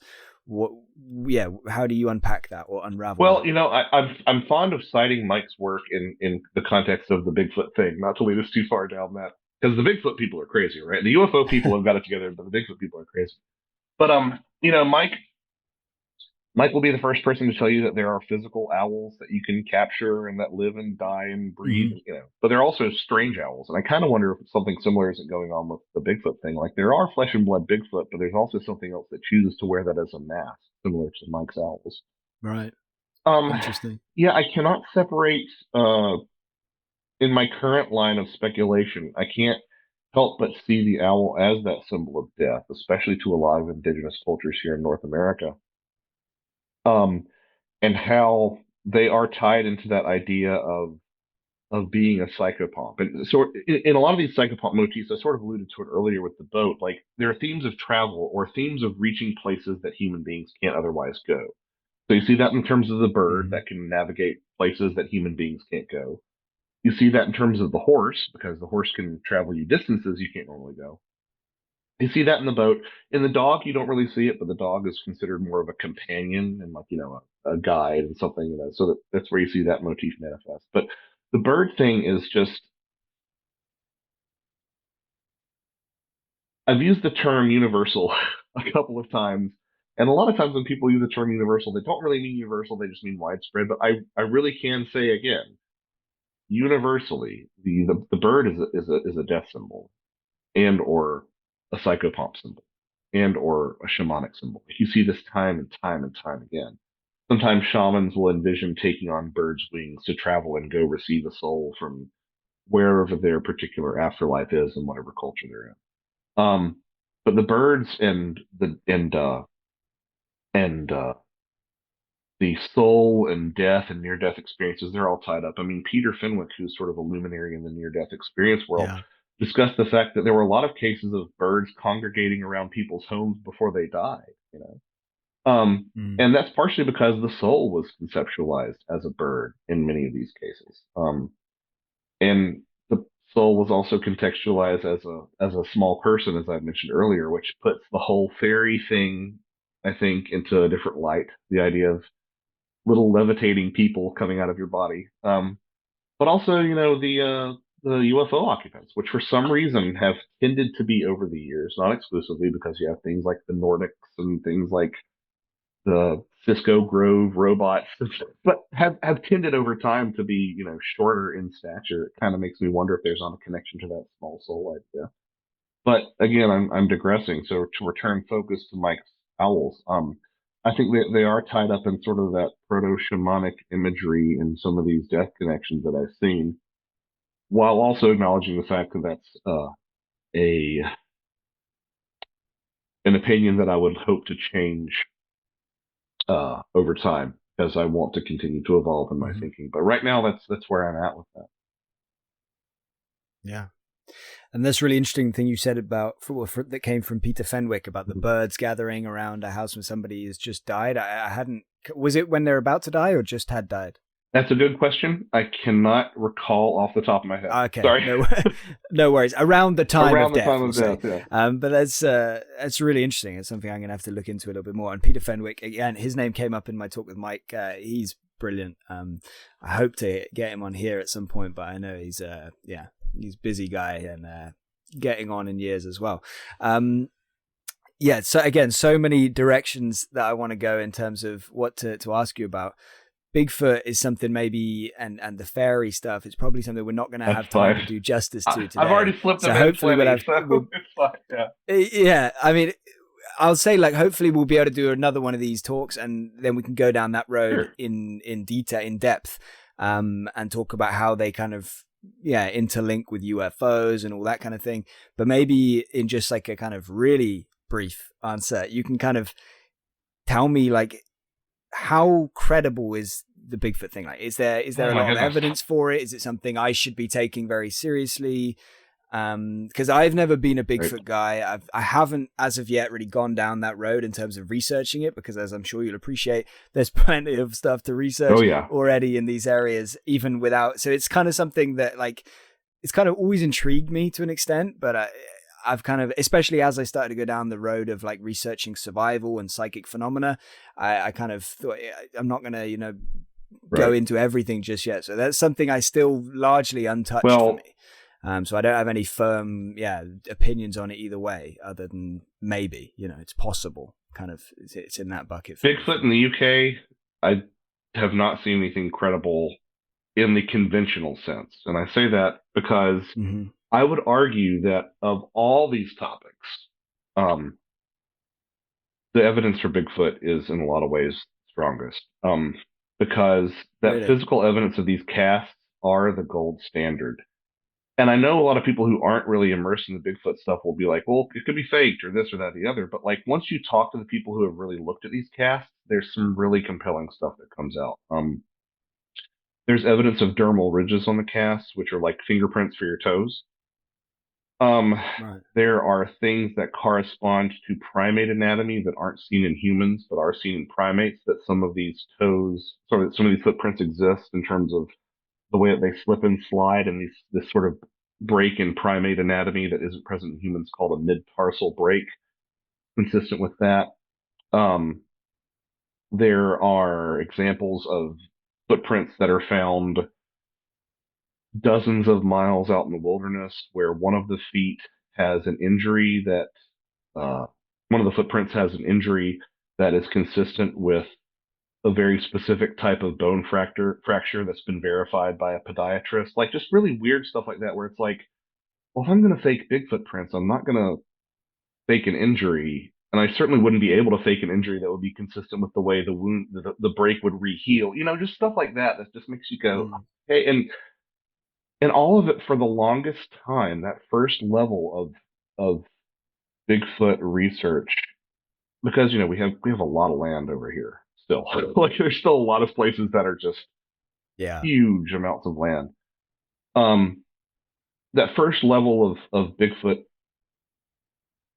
evidence is really compelling and really does point to there being a physical flesh and blood creature in the forest. And to this day, I will press into people's hands. If you're going to start with the Bigfoot book, start with Jeff Meldrum's Sasquatch Legend Meets Science. It's the best um, sort of representation of these gold standards of evidence that I think the Bigfoot phenomenon represents. Having said that, once you sort of immerse yourself in that for a while, you start to really resonate with the skeptical claims. Like, why isn't there a body? You know, oh well, we haven't really run across bear carcasses and mountain lion carcasses that often. I'm like, yeah, but we have in the history of humankind, we have.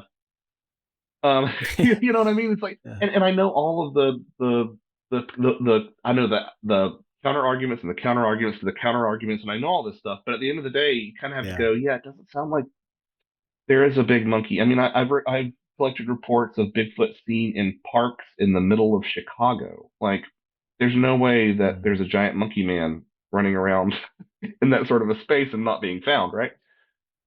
But then once you sort of start to look at this other strata of Bigfoot reports, and you do see the similarity of some of these Bigfoot reports where Bigfoot isn't seen, but things seem like Bigfoot, that start to sound a lot like poltergeist Mm. reports. Um, and you start to just see a lot of these stories and a lot of the First Nations lore about what these things were able to do. And you start to go, oh, this looks like something that's a little bit slipperier, like the UFO phenomenon, quite frankly, than it is like a Yeah. giant flesh and blood creature. Where I have landed on it, along with my co-author Tim Renner, who wrote Where the Footprints In, volumes 1 and 2, which is all about the weird Bigfoot stuff. Where we've landed on it is that there's some sort of archetypal expression of the wild man that's happening because every culture has this wild man archetype.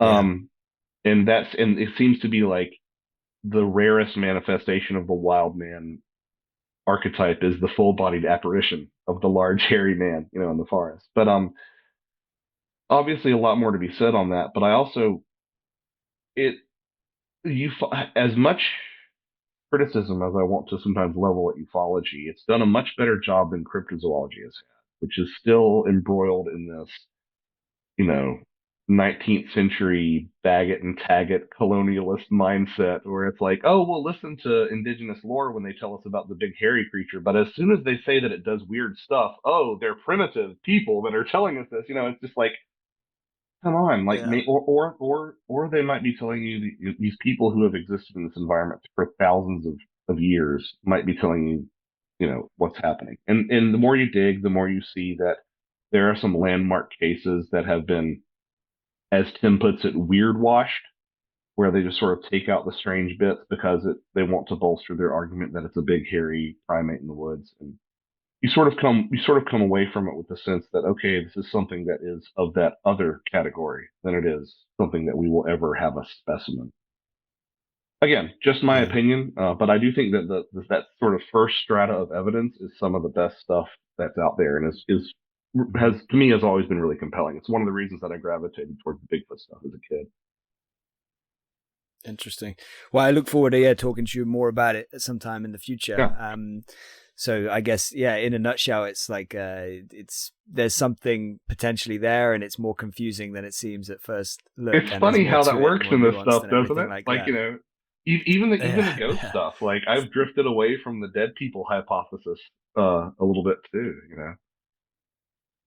Yeah. So what are your thoughts on that then? Because that was Right. going to be my next question as well. I was going to ask you, not the ghost specifically. I was going to ask you, what do you think happens after we die and that kind of thing. Right. But if you want to mention first your thoughts on ghosts. Also, while we're there, I guess it's a good moment for me to ask you quickly how you define a Mm. poltergeist, because when I speak with like Lloyd Auerbach, he tells me that as far as he's concerned, poltergeist activity is like, something that's caused by a Right. person, by a human. So like, like a teenager going through, puberty or whatever, like very angsty, and maybe they have this kind of psychic thing going on that they are unable Right. in any shape or form to control. And it just kind of comes out when they're feeling particularly angry or having particularly strong emotions. So do you think of poltergeist as something different to that? Like what's your, Well, yeah. Okay, so the first thing, I here's 1,200 here's the thing questions about the there. ghost stuff is that some do sound like dead people, and there are some really cool cases that have involved even the testimony obtained from ghosts being incorporated into court cases here in America, here in the eastern portion of America, actually. And there's some really interesting things about, like, oh, this Revolutionary War soldier appears on his knees because the original floor was, 3 feet lower, or what, whatever, because. But I'm sympathetic to the idea of the stone tape hypothesis, the idea that significantly intense emotions can make an imprint upon the landscape or perhaps even be recorded in mineral Hmm. deposits. But there's Yeah. something to this whole ghost thing that looks very tulpa-esque and egregore-esque if you look at it the right way. The example that I always use is that the America's largest private residence is the Biltmore Estate in North Carolina, and it was owned by George Vanderbilt. And people will say that they see the ghost of George Vanderbilt from time to time, and he's smoking a cigar. Just one problem with that: George Vanderbilt didn't smoke. So what are people seeing? In that case. Yeah. Similarly, if I realize that the way that ghosts express themselves might not be one to one, spirit to place, but like you look at some of these famous historical figures like Mark Twain, and they haunt like 9 or 10 different locations, right? So is he doing a lot of traveling, or are there parts of himself that are certain? You know what I mean? So it just, I think it's worth At the end of the day, I believe and want ghosts to be the spirits of the dead, but at the same time, you have to be willing to entertain the stuff that you don't like. Hmm. Now, coming back to the poltergeist stuff, yeah, it's been an interesting trajectory to see that coming from, noisy ghosts closely associated with the fairy folk, as well, to being RSPK from living agents in a very sexist way, always young prepubescent girls, to now sort of the scholarship shifting towards just people who have significant stress being able to manifest this RSPK stuff. That is kind of where I land, is that the poltergeist stuff seems to be um, generated by a living agent.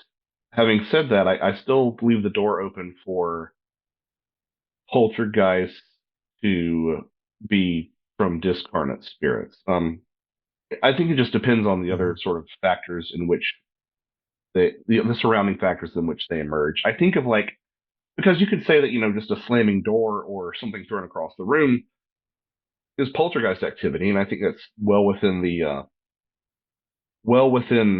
scope of what happens to locations that are haunted rather than like lived in locations by someone who would be a living agent. If that makes any sense. Like historical locations have a lot of people coming in and out. Like, Hmm. I don't know, but when you look at this stuff like messages and um, I'm trying to think of the stuff with the ports is a good example. Um, Stone throwing stuff that really crosses over into that much more. Like more of an Yeah, intelligence I behind guess it, that maybe sort of thing. something That's like what that. I tend to think of as being more coming from a living agent. But again, it's a weird fuzzy line to draw. For But it sure. is one of Yeah, those for things sure. that again just seems so cross. It appears in so many different things, as we mentioned. Like, Valet said it was the rule Mm. rather than the exception after UFO contact. It's a hallmark of what people experience with the shamanic initiations in these cultures. It's part of the reason they go is so that they can do miraculous things, right? It's something that happens with a Mm. bunch of near-death experiencers. This weekend, I'm conducting an interview with my friend Shirley Black, who has had multiple near-death experiences and is famous for RSPK that she's manifested and studying in the laboratory. Um, and I just I see it in it. Another example, like something that I think goes underappreciated, is some territory that I sort of have tried to pioneer, is that there are a lot of people who go into the woods and they smell a weird smell, and they see a weird footprint, and they hear some knocks in the forest, Hmm. and they get a rock thrown at them. And the cryptozoologists all go, "Oh, it was Bigfoot." But I'm like, if you took that exact same stuff and put it inside a house, it's going to be a poltergeist. You know what I mean? Especially the knocks and the rats and stuff. Um, so Yeah. yeah, I think it's one of those things that is. because it is so consistent across domain to domain to domain, it seems to suggest to me that there is a living agent at the center of it. Or again, leaving a porous boundary for it to be part of other things too. Yeah, yeah, definitely. And there could well be, bits of Right. both. And again, as we say, overlaps, blurry areas. And I think as far as the ghosts or apparitions go, you said you're no longer convinced that they represent the souls of, deceased people. I'm pretty convinced of that. However, like that doesn't mean that everything people interpret as Right. a ghost is Well, that, right? And I guess that's where right. things get And interesting. part of the thing again that I think people get backwards when they listen to me is like there's what I want it to be and there's what I have to admit it may not be. Those two things aren't don't always Uh-huh. play nice together. So like Uh-huh. I do want Bigfoot to be a big monkey because that some means that someday I get to call up the best man from my wedding and rub it in his face when he told me that Bigfoot isn't real. You know what I mean? Like I kind of want that to be the case, but I'm also trying to look at it more objectively than that. Yeah, you Yeah, want the yeah. truth, So right? like and yeah. You want to know what's I actually will going say on. that of all the stuff that I look at, I think that the closest read on what is actually happening is the ghost. I think is the closest to Mhm. being accurate, to being perceptive. Everything else, I'm not entirely sure that the consensus opinion is what's going on. But again, it may not. It may. Um, it the conventional interpretations of these may be exactly what's going on. And again, I age like like milk, right? But yeah, I just find it fun to entertain alternative ideas for these things, and that's the path I have traveled and the path Yeah. I'll continue to travel, I suppose. Yeah, I mean, it's that's great. It needs to be done, right? Like, if we don't want to be in an echo chamber. We want people to be, testing. Like, that's how we're gonna move forward. Like with people that say, oh yeah, but what about if it's this? And then if I'm right about whatever I think, like I should be able to back that up. I should be able, no, actually, nice thinking, but no, that doesn't work because of Right. this, this, and this. And then you can go, oh yeah, I see what you're saying. Okay, well then, maybe you come back again in the future and say, what about this? I had another alternative. That's what it's all about. It's how we're going to try and figure it out, because these things have no established way of studying them necessarily, or like, we have to just try and figure these things out. We're kind of getting towards the end of our time together. Let me ask you, what do you, again, 90-minute question, sum it down into like 90 seconds or closer to 90 seconds than 90 minutes. But yeah, what happens after we die, Joshua? Well, this is where those that boundary between what I know, what I hope for, what I suspect, like it gets Mm-hmm. real fuzzy here. Yeah. I've I guess part A, just to mhm. quickly interrupt you before you really get going, part A is like, does the experience continue? And then part B is like, Well, give me more I'm info I'm about so what you think. sympathetic to the work of Ian Stevenson and all that reincarnation Mm. stuff. Like, there's something to that. Um, Yeah. at the same time, I'm not sure if reincarnation is like a one-to-one thing. Like, I think certain parts of us get redistributed because that's the common like reductive thing is like, well, then why did 2,000 people think that they're the reincarnation of Cleopatra? Well, maybe they all have a 2,000th of Cleopatra. You know what I mean? Um, so like I suspect that, or the other argument, which is why if reincarnation is a thing, then why do we have more people on Earth than ever? And I'm like, well, how many waves can be on an ocean, right? Like you can have these individual, And yeah, also, you can have yeah. these individual concrescences of consciousness across this whole Mm-hmm. body of consciousness, and that's kind of where I have gone to suspect is that you know the river meeting the sea analogy has always been the most one of the most poignant for that transition that I've ever heard, and I suspect that the afterlife might be a bit like the water cycle, like all things living. And, I'm very open to animistic interpretations, so maybe even things that we wouldn't recognize as living, transition into Mm-hmm. this vast sea of, of soul. And there, again, there's no way to talk about this without sounding really new age, right? Um, into this vast sea of soul and then get redistributed anew, just like with the water cycle, bits of a single raindrop might have watered four corners of the world, but are now contained within one raindrop that just falls in one place and then goes back into the river and back into the sea to evaporate and precipitate again. Um, and that's sort of, you know, So you, sorry. no, sorry, I was just going to say, I was going to try and sum it up. So you essentially think we kind of, yeah, like melt back into some universal Yeah, consciousness, and that's part of the. I mean, like, so it's a very it resonates strongly with like the idea of monism and this sort of universal oneness sort of idea.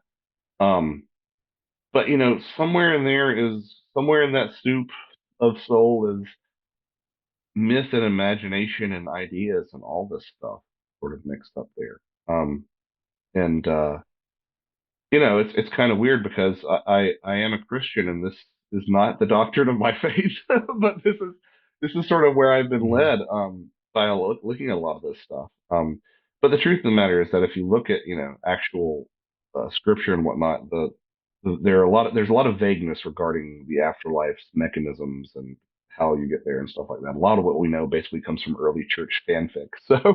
Um, so yeah, I think that it's something along those lines, and to that end, like that would explain the distribution of previous individuals across modern, current, contemporary incarnations.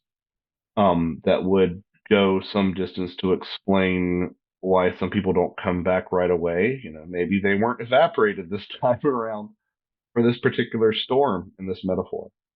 Um, but also, it also explains differences in population as well. Um, but I sit very uncomfortably with that because I, like so many of us, do love our egos. The idea of losing that and becoming subsumed is kind of terrifying. But you have to sit there and realize that even if it's terrifying, it might be so much better than what you're experiencing right now. Like a pet going to the vet. Mm-hmm. It's not doesn't appear fun, but it's for your own good, and you definitely want this. That's Yeah. sort of where I am right now. We'll have to see. Yeah. So just to kind of, yeah. So to follow up on that, I mean, first of all, I'd say about the 2000 Cleopatras, like maybe 1,999 of them had parents that like were obsessed with Cleopatra. Well, like, that too. yeah. And then that is always a thing. maybe. That is always a thing too. And maybe one of them actually was the reincarnation of Cleopatra. I'm not saying they were, but maybe.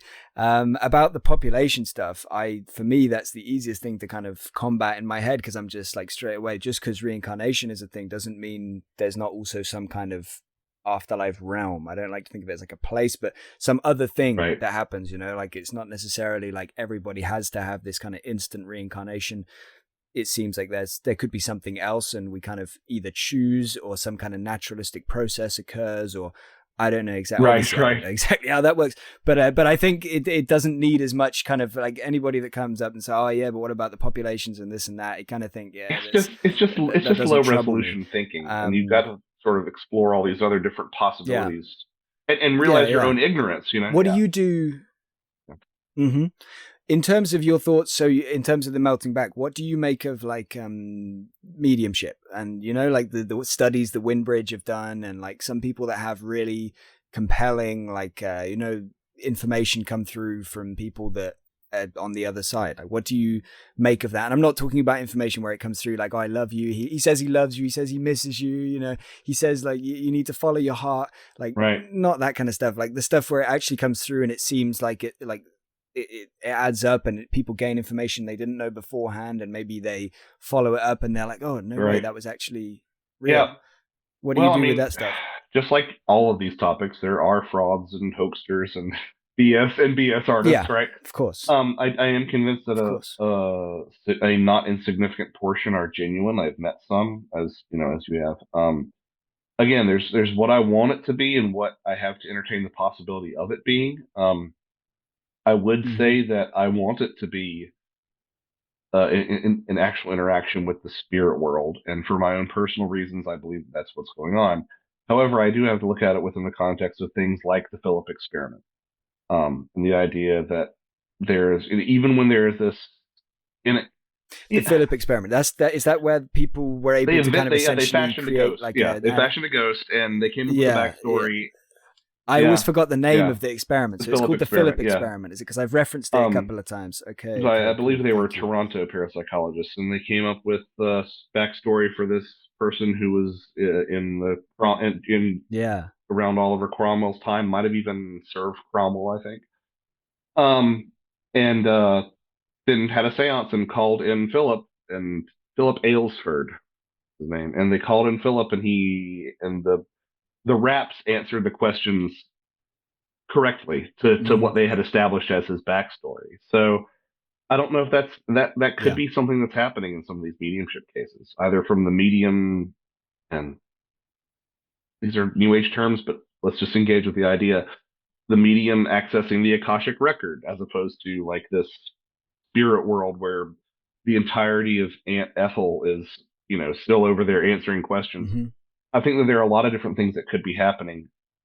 So I think that there is a genuine aspect to it in terms of being authentic, but exactly what that authenticity represents may not be the way that we've conceptualized, even if I wanted to.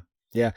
Well, again, really, really interesting stuff. I feel like we could have a really interesting kind of back and forth about that. Maybe next time we can kind of go into that again, and maybe your thoughts will have changed. Maybe you'll be thinking slightly differently about it at that point, because as you say, you're fluid, you're kind of constantly open to new information. It'd be interesting to talk about like the idea of super psi versus survival and what you think about that. And I'd like to go into the reincarnation stuff maybe in more detail and hear your thoughts on that and how we add that up. Also be great next time to go into your experiences, because I think we don't really have any time they're not as today. exciting. We have they're loads not as of stuff. exciting as a lot of people, so don't know how much you missed, but they're worth sharing. But no worries. Well, maybe we'll get to it next time, hopefully, because we got loads left on the table to cover. So again, I really appreciate your time today, man. It's been great. It's been really interesting. The time has flown by for me. Really enjoyed hearing you talk. And well, thanks so much. It was an absolute pleasure, and really great meeting you. And I'm looking forward to coming back.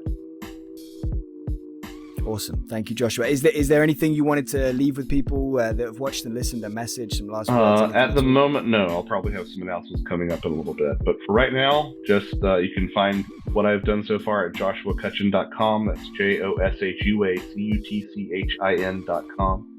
And you can find links to all my interviews and all my books right there. Awesome. And I'll put that link in the description, of course, with any of your other links. So again, thank you so much. Really appreciate it. And I look forward to it. Thanks. I had a great time.